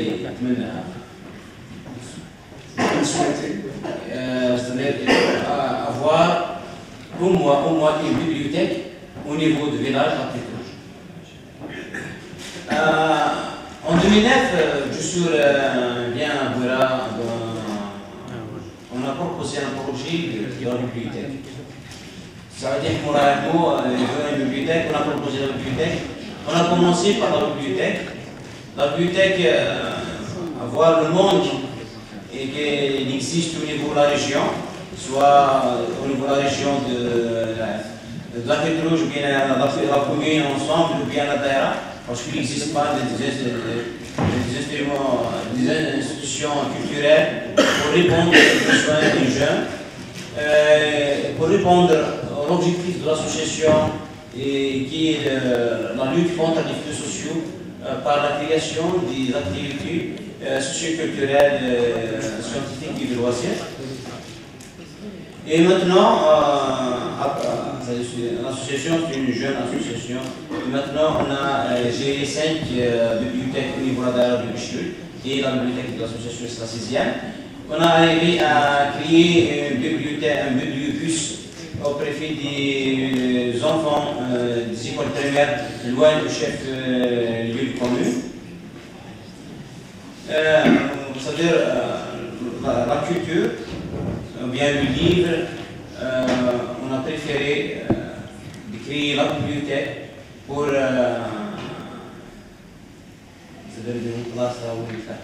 donc dans votre cas, en fait, la bibliothèque c'est un espace que vous ouvrez aux jeunes pour éviter qu'ils aillent vers les fléaux sociaux. C'est ça. C'est-à-dire pour que les jeunes ne vont pas chier, parce que maintenant il y a la drogue, il y a beaucoup de choses, pour que ces jeunes ne déraillent pas. On a arrivé à rassembler au niveau de la Daïra de Bichul dans 6 bibliothèques. Presque dans les 6 bibliothèques qu'on a plus de 1500 adhérents qui s'activent quotidiennement presque. Et Faisal Zahid qui nous vient de la commune de Bayada à Alouette. Et donc Faisal qui est qui travaille en tant que directeur d'une maison de jeunes, mais aussi qui est président de l'association qui fait des animations au sein de cette maison de jeunes. Faisal qui est passionné d'audiovisuel et donc qui a été à la tête de plusieurs projets d'association dans ce domaine et qui a une expérience assez particulière que je l'invite à partager avec vous et qui est vraiment très intéressante et qui démontre d'un réel travail malgré les difficultés que vous rencontrez.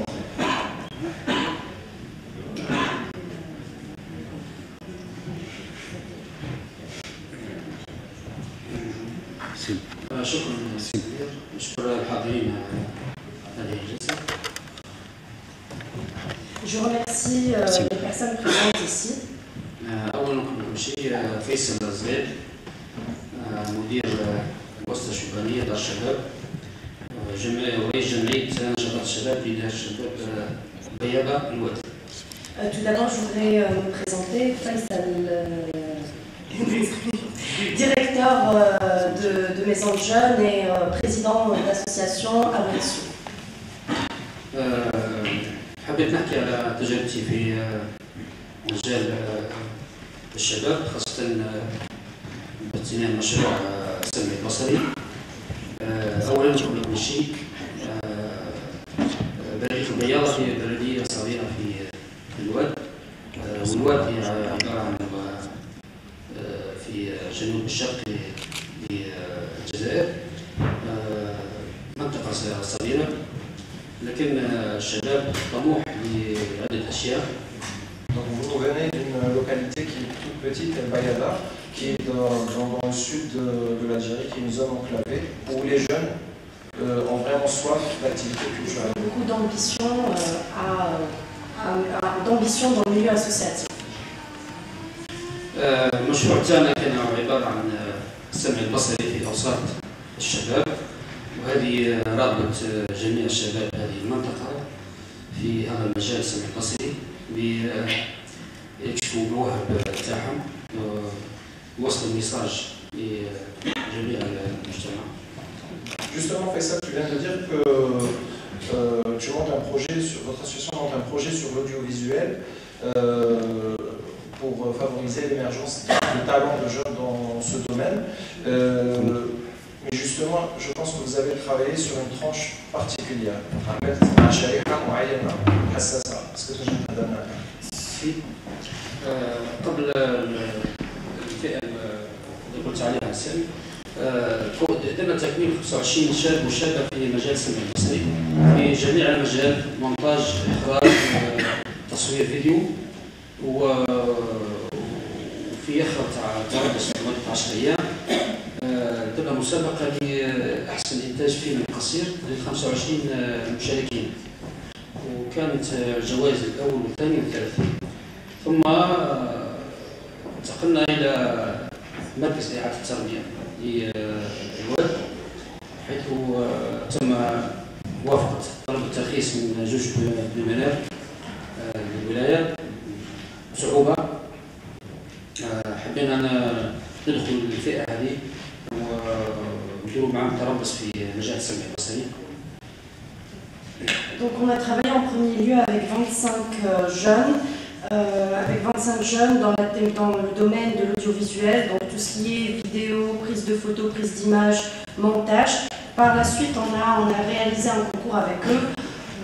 Ça, c'était en premier lieu. En deuxième lieu, on a travaillé dans un milieu très dur à pénétrer, qui est le milieu carcéral. Et on a travaillé surtout avec des mineurs qu'on a formés.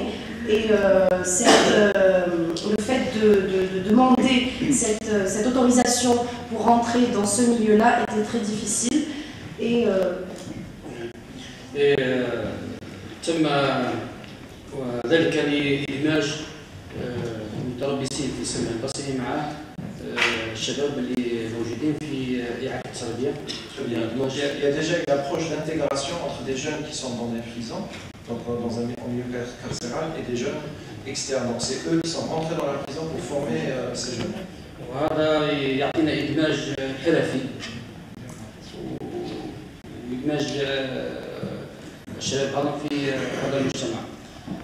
المشاكل الموجودة في السمع البصري. Mais avant de parler de l'obstacle, qu'est-ce que tu veux dire exactement par intégration, intégration sociale et professionnelle? واش قصد الإدماج؟ يعني الفئة هذه وناس كي دخلت المركز غتشوف في روحها بلي ما عندهاش فايدة في المجتمع.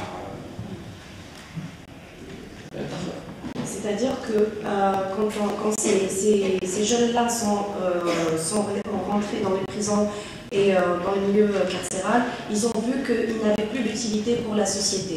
Et ce programme-là nous aide à leur donner une nouvelle chance, et une nouvelle vision et une nouvelle vue sur eux-mêmes.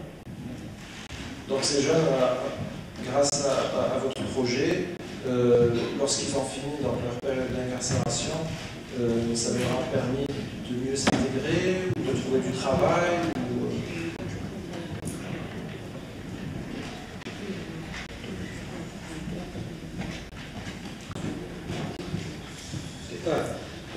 بعد ما كملوا العام تاعهم في إعادة التربية، في إعادة التربية عندنا عمرهم من 16 حتى ل 19 سنة. entre 16 et 19 ans, oui.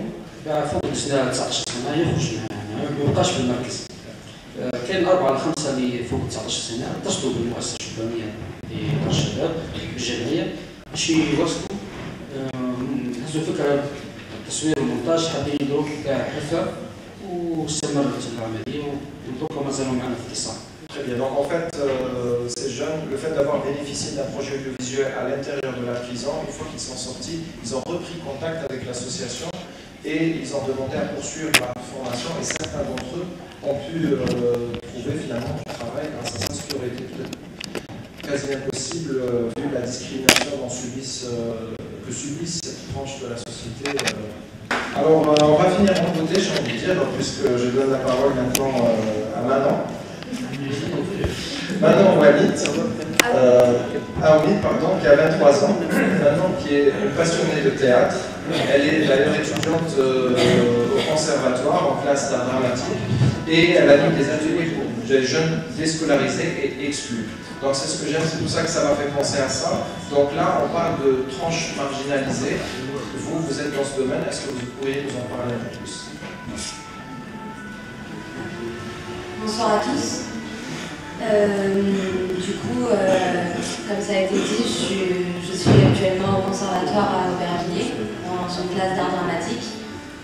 Donc il faut savoir qu'il y a quand même une formation qui existe pour les Alberti-Villariens, pour les gens de Seine-Saint-Denis, pour tout le monde en fait. Et principalement, il y a personne d'Aubervilliers qui y est actuellement.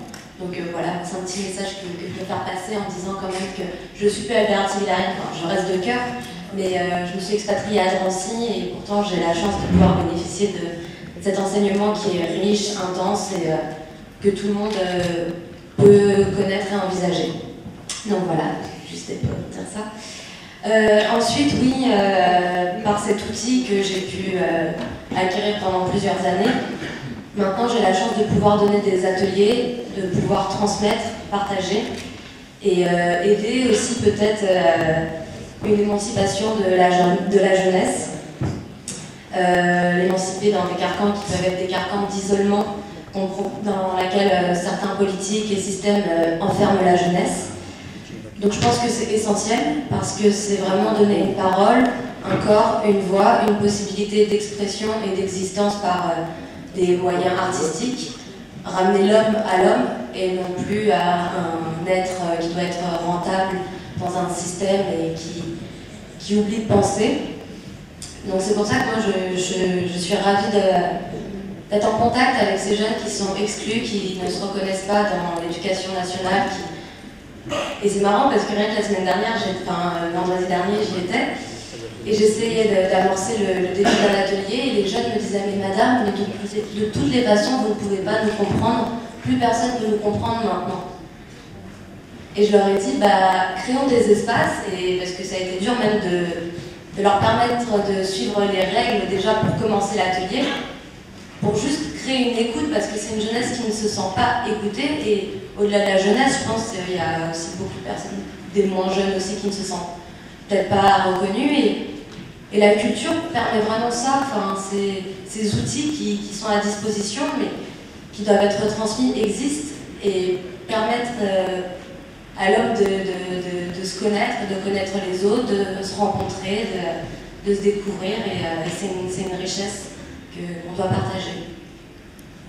Ce que je retiens donc vraiment, c'est on a bien abordé cette question, donc espace d'échange, moyen d'expression, mobilisation des jeunes, favorise l'insertion, parfois le développement personnel, la culture reste donc réellement un moyen privilégié, mais ça reste aussi un sujet à débattre, on veut le débattre avec vous, donc maintenant la parole va être donnée au public.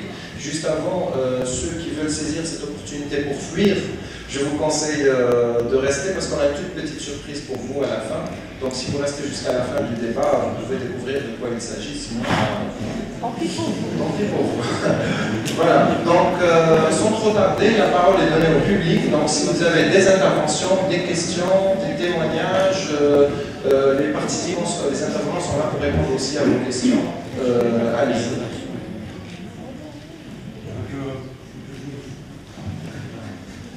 Fais, tu désignes, après la personne, elle active le micro. Je vais juste vous présenter. Bonjour, je m'appelle Bernadette Buisson et je travaille sur la ville où je soigne les enfants.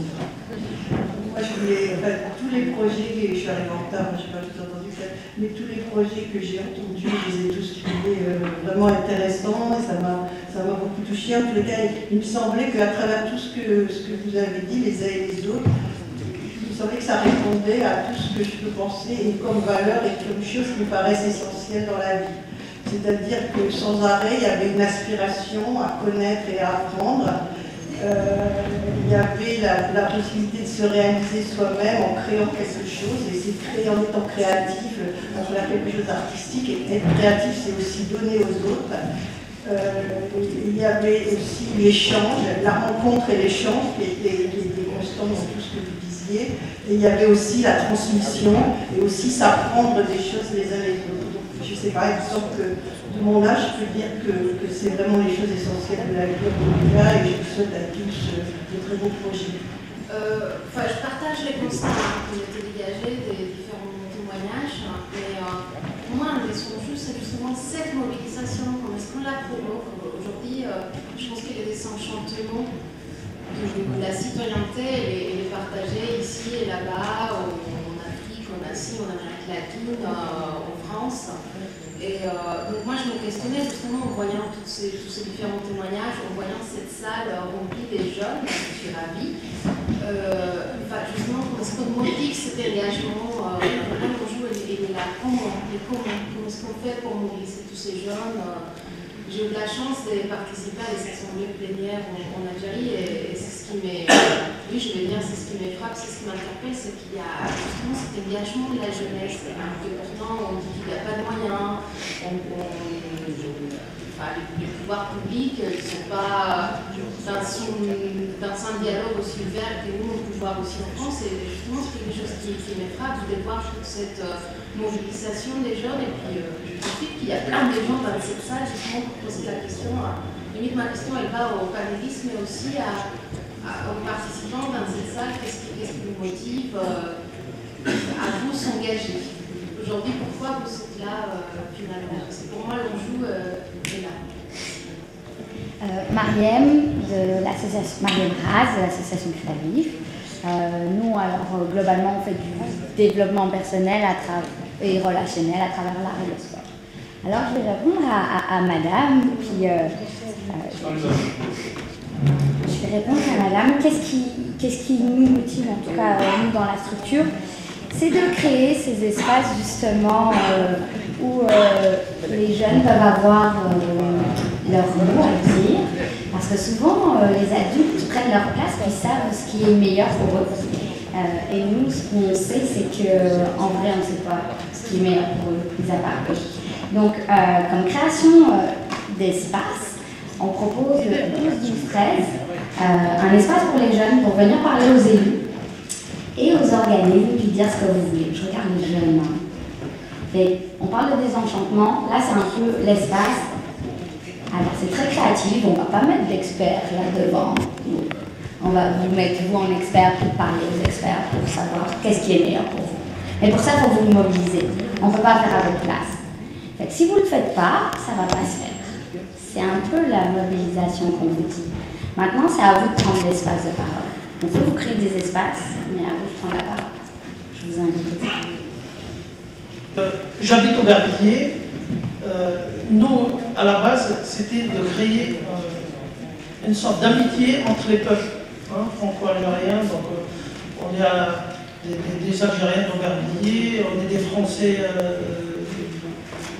de France là-bas. Donc, on ne sait même pas qui on est. On s'est posé beaucoup de questions pour arriver à cet échange. Donc, je suis très heureux parce qu'il y a des associations algériennes qui viennent maintenant. Je dis maintenant parce qu'on a vu d'autres associations d'autres pays qui sont venus en Aubervilliers. Et je m'en félicite maintenant et je remercie la ville d'Aubervilliers qui a repris cet espace pour débattre. Et quand je vois ces jeunes qui sont là, qui ne sont pas partis, ça me donne chaud au cœur parce que c'est pour eux qu'on fait tout ça. C'est pour eux, donc on a nos enfants qui sont nés en France, qui sont français, d'origine algérienne, comment les construire, comment ils vont grandir, comment ils vont aimer ce pays avec tout ce qui s'est passé historiquement.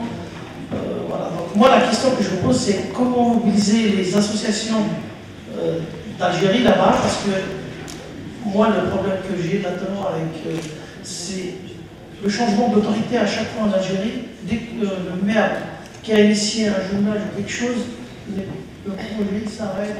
Donc c'est la question. Ouais. Pareil. Donc, j'invite nos intervenants, si l'un d'eux souhaite répondre à la question qui a été posée, à savoir comment provoquer cette mobilisation. Donc vous, par exemple, qu'est-ce qui vous motive? C'est ça la question, c'est comment est-ce que les gens se mobilisent autour de la culture? Si j'ai compris la question, c'est je suis rapporté quoi à nous? C'est ça. La question, avant de venir à la deuxième question de Jussol, la question qui a été posée par madame, c'était comment est-ce qu'on peut provoquer cette mobilisation des jeunes? Et vous, par exemple, qu'est-ce qui vous motive? Tu souhaites répondre à la question de Jussol? Très bien, donc on va d'abord répondre à cette question. Vas-y, fais ça. كيف نقدر نجيب الشباب؟ كيف استقطاب الشباب الجمعيات والمؤسسات الشبابيه لنشاط؟ وهذا المشكل هو الواقع في الجزائر ولا في فرنسا ولا في كل مكان. الشباب راهو طور حق القمه في التكنولوجيا، ما نقدروش نزلكوا ونضحكوا عليه باش نعطيوه، صح لازمنا نديروا دراسه عميقه باش نستقبلوا. كانت تجربه درتها انا. La mobilisation des jeunes est très difficile, très dure, que ce soit en France ou en Algérie. Cela est un problème actuel qui est un petit peu partout, car les jeunes aujourd'hui sont très à l'écoute et très modernes, à l'écoute des nouvelles technologies, et on ne peut pas les leurrer ou leur mentir sur ce qui se passe dans la réalité. كانت تجربه درتها انا على مستوى المؤسسه تاعي، مؤسسه دار الشباب، هي انشاء مجلس بيداغوجي تساوي يسير المؤسسة والجمعية. مجلس بيداغوجي تسيير المؤسسة والجمعية. المجلس متكون من مدير المؤسسة اللي هو رئيس الجمعية، بعض أعضاء الجمعيات الناشطة في كما نقول الحي، منخرطين الجمعيات أو ناشطين بالحي، ويجدد العضوية تاع المجلس كل شهر أو شهر ونص. Vous, pour pallier à ça, vous avez créé un conseil pédagogique de gestion. De gestion de quoi? Donc de la maison de jeunes? D'accord, donc c'est un conseil mixte entre les jeunes et les associations. D'accord. Donc c'est quoi les missions de ce conseil? تصدير برنامج الجمعية على مدى العام، على مدى السنة. درنا المجلس هذا على الفائدة تاعو شنو هو؟ الأعضاء المنخرطين تاع الشباب في الجمعية في المجلس الجديد هما لأن احنا كرؤساء جمعية أو كمسؤول ما نقدروش نكونوا كيما نقولوا مع الشباب.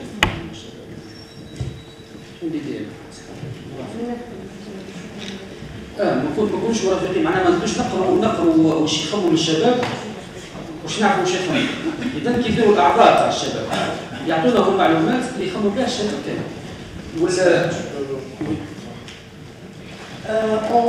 Actuellement, le but de ce conseil pédagogique est de venir et de répondre à certaines problématiques qui sont qu'aujourd'hui, en tant que responsable d'une maison de jeunes ou d'autorité locale, nous n'arrivons pas à savoir à quoi pensent les jeunes ou à quoi rêvent les jeunes. Et donc ce conseil pédagogique-là vient répondre à cette problématique-là. Donc c'est quelque part un conseil consultatif, une image spéciale pour concrétiser une démarche participative. D'accord? يعني المشاركة الشباب في يعني تسطير برامج voilà, vous tracez les programmes qui les concernent, vous créez un conseil qui va donner des orientations. مع نعطوا الثقة للشباب شيء يشوف لافيني في الحياة تاعو، يسطر البرنامج. لأن كيديروا برنامج هنا كيديروا مثلا نشاط معين والشباب ما يتقبلوش والله ما يقدرش يجي، ما درنا والو. كنا نعملوا كم حاجه باش نستقبلوا اللجان هذا باش يدخلوا المؤسسه والجمعيه. وبعد المجلس التشاوري راهو كيديروا مع جلسه مع مثلا رئيس البلديه ولا مؤسسات اخرى باش يزيد عاود يهضر على واش حاب يوصل ولا حاب. Alors, en fait, grâce à ce conseil pédagogique de gestion, nous redonnons confiance aux jeunes, nous essayons de travailler avec eux sur leur plan d'avenir et aussi on travaille sur beaucoup d'adaptations, c'est-à-dire par rapport aux heures de formation, on adapte tout pour que les jeunes puissent venir et s'impliquer. Pour finir, en fait, on les fait participer dans la vie politique et aussi intervenir au niveau des communes et interpeller par exemple le président ou de l'Assemblée populaire communale et aller plus que ça pour pouvoir participer dans la vie de la cité de la ville. وفي المجلس اللي قمت به انا في 2010 كان دو جون اللي اقترحوا عليا الاندفزيات صناعه الافلام والسينما ومن ثم دخلنا البروجي هذا تاع الاندفزيات حتى نمشيو. Donc par exemple l'idée d'investir dans l'audiovisuel est déjà venue par les deux jeunes qui étaient dans ce conseil. Donc là, votre réponse à la question de la mobilisation, c'est finalement l'intégration et la participation des jeunes dans les politiques qui les concernent. Voilà. Merci beaucoup Faisal pour cette réponse. Est-ce qu'il y a un autre intervenant qui souhaiterait répondre à cette question de comment mobiliser les jeunes? Alors comment mobiliser les jeunes? Alors moi, si j'essaye de voir un aperçu d'Aubervilliers, Alors Aubervilliers, souvent les autres villes nous disent mais Aubervilliers c'est un terreau de talent, c'est un terreau de personnes qui travaillent autour de la culture. Et si on remonte à la source, bah, c'est en fait les hommes et les femmes qui sont sur le terrain et qui agissent. Je pense à Christian Richard avec son festival d'Éveiller les regards, un festival de cinéma. Donc très tôt on a eu la chance de baigner dans la culture. Par rapport à ce festival, c'est vraiment toutes les écoles sont passées. Il n'y a pas un seul enfant, je pense, qui n'est pas parti au cinéma voir des films chinois, voir des films qu'on n'aurait jamais vus nous-mêmes. Et ça, c'est juste un exemple parmi d'autres. C'est vraiment ces actions-là qui nous vont... Après, c'est soit on accroche, soit on n'accroche pas. Mais parmi ces personnes, il y en a qui vont accrocher, qui vont aller plus loin. Mais c'est la multiplication de ces actions qui font que c'est possible. Merci beaucoup, Saïd. Une autre réponse? Sinon, on passe à la deuxième question. Abdelrahim, tu voulais répondre par rapport à la question de Joussour, qui était quel choc a eu lieu et qui a fait que les associations se sont rassemblées autour de ce programme? Si on parle, on prend l'exemple de l'association Téléclé, qui est une nouvelle association de jeunes, grâce au financement de Joussour, premier financement, on a la chance d'une visite premier responsable de la wilaya, c'est Louali. Parce que je crois que vous avez compris, Louali, c'est le premier responsable de la wilaya. Il a effectué une visite officielle du siège de l'association et on a promis une subvention de réalisation d'une bibliothèque pour l'association. Ça veut dire leur donner des instructions pour subventionner l'association à construire un siège officiel pour l'association. Et malgré que le financement de Joussour est dans le cas du projet, on a 55%, mais grâce à 55%, on a les 45% de financement du projet par le pouvoir public, soit des subventions directes ou bien des subventions indirectes par l'organisation des fonctionnaires ou bien de mettre un matériel à disposition de l'association. Très bien, merci beaucoup Abdelrahim. Je pense aussi que sur cette question, on peut interroger soit Sarah ou Agnès si vous souhaitez répondre. Sarah, tu veux répondre par rapport à cette question? Ou Agnès? Ouais, Si, il marche, mais tu vas l'orienter. Oui, voilà. Et donc, juste pour répondre à la question, on va essayer d'apporter quelques éléments de réponse. Donc en 2007, en fait, comme on aura déjà mis tout à l'heure, c'est une quarantaine d'associations qui se réunissent. Ça correspond aussi à un contexte particulier d'ouverture, la fin de la décennie noire en Algérie. Donc ces 40 associations se réunissent et se disent sur quoi on pourrait travailler en ciblant des enjeux communs. Et l'enjeu commun, ça a été l'enfance et la jeunesse. Donc la devise de Joussour, c'est agir ensemble pour l'enfance et la jeunesse. Initialement, c'était ça. Donc il a fallu, dans un premier temps, apprendre à communiquer, à se connaître. Les premières réunions, il y avait beaucoup de défiance entre associations algériennes, entre associations françaises, entre associations algériennes et françaises, entre les différents acteurs. Donc il a fallu apprendre à déconstruire la représentation, c'est-à-dire à passer outre ce qu'on pensait que l'autre était, pour pouvoir commencer à le reconnaître comme un interlocuteur et à travailler ensemble. Donc ça, c'est un travail qui prend du temps, qui prend beaucoup de... Il faut être patient, il faut avoir des espaces de dialogue appropriés, dont la gouvernance de Joussour, Sarah et Ismaël sont membres de ce comité de pilotage. Ensuite, ça a permis de construire ensemble. Comme il y a eu des témoignages, et notamment le témoignage de Julie, et Julie a dit en vérité on vit un peu la même chose. C'est ce qu'elle a retiré de ce projet d'échange avec les jeunes de l'association SOS Culture Babelwed à Alger, à Kéline. Donc ça s'est poursuivi comme ça. C'est vrai que finalement aujourd'hui on est ici et on est passé d'un programme dont la devise était agir ensemble pour l'enfance et la jeunesse à agir ensemble pour l'enfance et avec la jeunesse. Ce qui a quand même changé beaucoup de choses, parce qu'aujourd'hui les jeunes ne sont plus bénéficiaires de ce programme, ils sont réellement acteurs de ce programme. Donc, voilà. Merci beaucoup Agnès. Ça va. Donc, et sur la question, donc, comment pouvoir mobiliser les associations qui travaillent en partenariat algéro-français ou franco-algérien lorsque on va subir les changements de contexte politique qui viennent souvent perturber un peu ces relations. Donc, si parmi l'assistance ou les intervenants, il y en a qui voudraient répondre à cette question. Sinon, le débat peut toujours rester ouvert, faire l'objet d'une autre table ronde. Vous voulez, allez-y, M. Moulin. En deux mots, si tu veux, Samy, tout à l'heure, j'ai répondu, je me suis permis de dire à mon voisin, c'est partout pareil, c'est-à-dire qu'on a l'expérience de toutes les coopérations décentralisées, la coopération entre des villes de France et des villes à l'extérieur, des villes entre des villes allemandes et des villes italiennes, ou entre des villes mexicaines et des villes vietnamiennes, peu importe. C'est vrai que c'est toujours un des gros handicaps de la coopération entre collectivités territoriales, c'est qu'on n'est jamais sûr déjà que les mandats coïncident.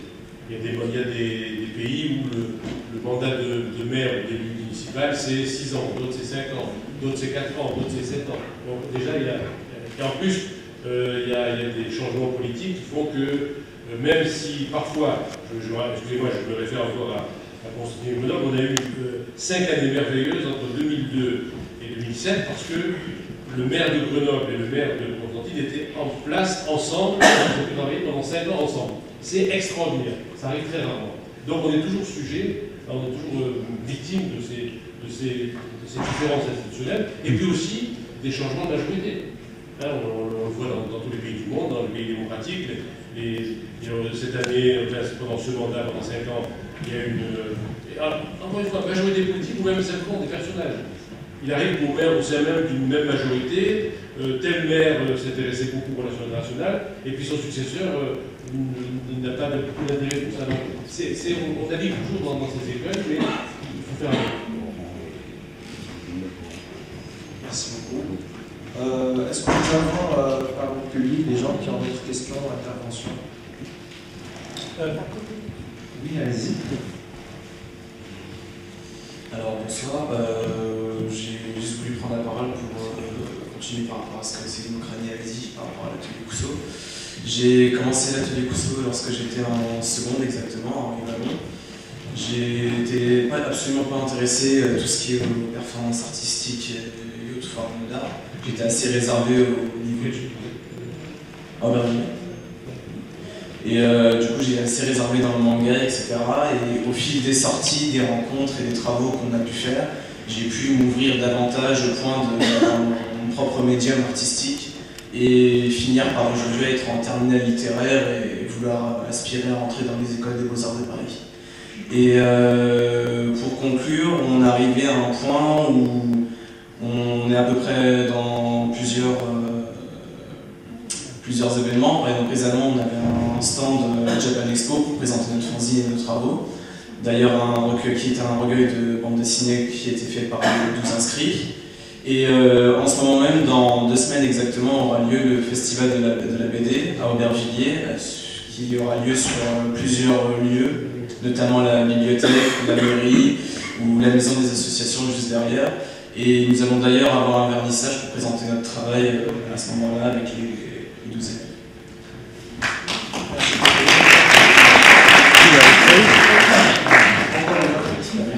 Je pense que même parmi le public, il doit y avoir d'autres expériences comme ça. J'espère qu'il y aura d'autres espaces où d'autres jeunes pourront ainsi venir partager leur expérience et profiter de celle des autres. Donc s'il n'y a pas d'autres interventions, si, madame, allez-y. Bonjour, je viens de Nevers, en Bourgogne. Je travaille à la mairie de Nevers de mobilité internationale des jeunes, mais j'étais aussi présidente pendant 9 ans d'une association qui a monté en 2012-2013 un projet franco-algérien, qui était au départ un projet à visée vraiment culturelle. C'était une création musicale, musique traditionnelle du centre de la France avec le Charabi. On a travaillé avec des musiciens algériens qui vivent en France et aussi avec des jeunes d'Alger, l'association Assos Balouette aussi. Donc je voulais faire une remarque par rapport au changement de nom de Josso, du slogans. Et par rapport à la mobilisation, dans l'association que j'ai présidée en France, donc, on a une mobilisation de nos jeunes parce qu'on leur a permis d'entrer dans le conseil d'administration et leur parole est aussi importante et aussi entendue que celle des adultes, jeunes ou moins jeunes. C'est la première chose. Et parallèlement, on a vécu une très très belle aventure avec les jeunes d'Alger et notamment les jeunes qui sont SOS Babel-Oued. Et cette association, en ce moment, est en train de perdre des jeunes adhérents parce qu'elle ne les implique pas dans les décisions. Donc je pense que c'est vraiment très très important, c'est qu'effectivement, en tant qu'adulte, on a envie de faire des choses pour les jeunes, mais il ne faut pas oublier que c'est quand même eux les premiers qui savent de quoi ils ont envie et comment ils ont envie de faire. Donc pour la mobilisation, je suis absolument d'accord avec quelqu'un qui l'a dit, il faut faire vraiment avec eux et leur laisser un espace de parole, sinon on a beau avoir toute la bonne volonté du monde, je pense qu'on passe à côté de quelque chose d'important. Et puis j'ai donc également une question, c'est que tous ces projets culturels ils nécessitent de la motivation, de l'envie, de la passion, mais aussi des financements. Donc j'aimerais savoir comment tous les projets qui ont été évoqués ont été financés. Merci. Donc, déjà, merci pour votre intervention. Je peux permettre, pour le côté algérien, donc, puisque ce sont tous des jeunes issus d'associations dans le programme JUFLO, les projets dont ils ont parlé sont des projets qui sont financés dans le cadre du programme JUFLO, dans le cadre des CPA, qui est appuyé par l'AFD. Voilà. Et il y a toujours un cofinancement, comme l'a évoqué Abdelrani, qui est ramené par les associations, soit à travers les pouvoirs publics de leur localité, ou alors sur leur fonds propres, les activités d'autofinancement. Voilà. Maintenant, sur le côté français, je pense... C'est grâce aux associations, en fait, et voilà. Voilà, c'est ça. Oui.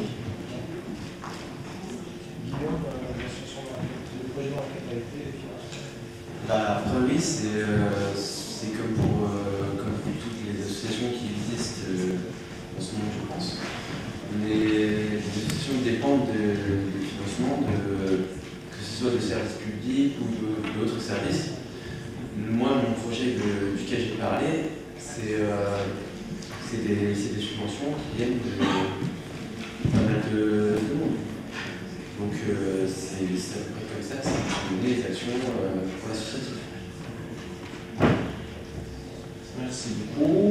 J'invite maintenant les indisciplinés, Julie et Raja, à revenir sur le panel si c'est possible. J'aimerais encore une fois remercier M. Faisal Zarib de l'association Bayada. Donc,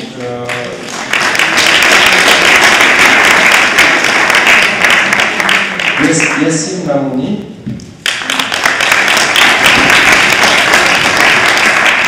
Manon Aounit, Guillaume Rajandak, merci, Abdelrahim Bouchimbar, Léo Saïd, il est à l'extérieur, donc Manu, on le salue quand même, donc Saïd, notre ami. Donc, Rajat Kazel, si tu peux venir. Julie Benabro. Je remercie donc également Mirette Benyamin qui a fait l'introduction. Je remercie Esmahan pour avoir fait l'effort de traduction. Et je remercie, en fait, c'est plus une salutation qu'un remerciement, donc Chemirou Sofiane, qui fait partie des jeunes qui ont été sélectionnés. Il est membre de l'association Tunet, qui est aussi membre du programme, qui devait venir intervenir aujourd'hui.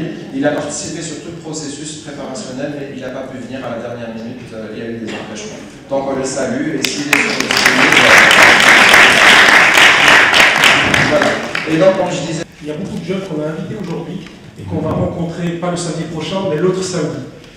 Ce que je vous ai demandé, c'est de prendre note, ça veut dire à un certain moment d'essayer de voir un petit peu de quoi on a discuté aujourd'hui, qu'est-ce que ça veut dire. Ce qui était important pour moi aujourd'hui, c'est ce que je vous ai dit tout à l'heure, c'est qu'il y a des jeunes auvergnats qui ont partagé leur expérience avec des jeunes Algériens qui sont venus d'Algérie, qui sont impliqués, ils étaient là aujourd'hui. Franchement, je les remercie pour ce partage, et je vous dis juste tout simplement, j'espère, à partir de ce qu'on a entendu aujourd'hui, qu'on va passer une belle journée citoyenne le samedi 13. Et on va la finir tous, je vous dis tout à l'heure qu'il va falloir réserver notre soirée, on va la finir à l'espace Fraternité, où on a une association, d'ailleurs c'est celle qui avait ma place tout à l'heure ici, Myriam et Ria Taki, qui vont organiser un grand gala jeunesse, et il va y avoir une grande signature d'un pacte jeunesse, où il y aura des jeunes qui viendront d'autres villes, mais il va y avoir aussi des élus qui viendront d'autres villes, et des professionnels qui viendront d'autres villes. C'est un énorme plaisir quand des jeunes, des professionnels et des élus se rencontrent dans un même espace. Je voulais aussi, et j'insiste, pour remercier tous les Algériens qui sont venus maintenant depuis quelques jours. Je trouve que c'est très très court, mais je peux vous garantir, je le garantis à toutes les personnes qui ont assisté à cette soirée, vous nous avez donné beaucoup de plaisir par votre engagement, par aussi votre, j'ai presque envie de dire, votre modestie. Parce que je crois qu'avec Farid, on n'a pas arrêté d'en parler, je l'espère, je le souhaite, et j'invite tous les gens qui étaient là ce soir de se dire, eh bien cet espace-là nous appartient aussi, et si jamais il y a une perspective de travailler avec les Algériens sur ces sujets-là, qu'ils ont partagé avec vous, eh bien vous avez tout à fait votre place. On est là pour vous accompagner. L'autonomie, ça s'accompagne, on est là pour ça. L'émancipation, ça s'accompagne, on est là pour ça. Soyez sûrs et certains, si vous acceptez qu'on vous accompagne, eh bien vous allez nous accompagner.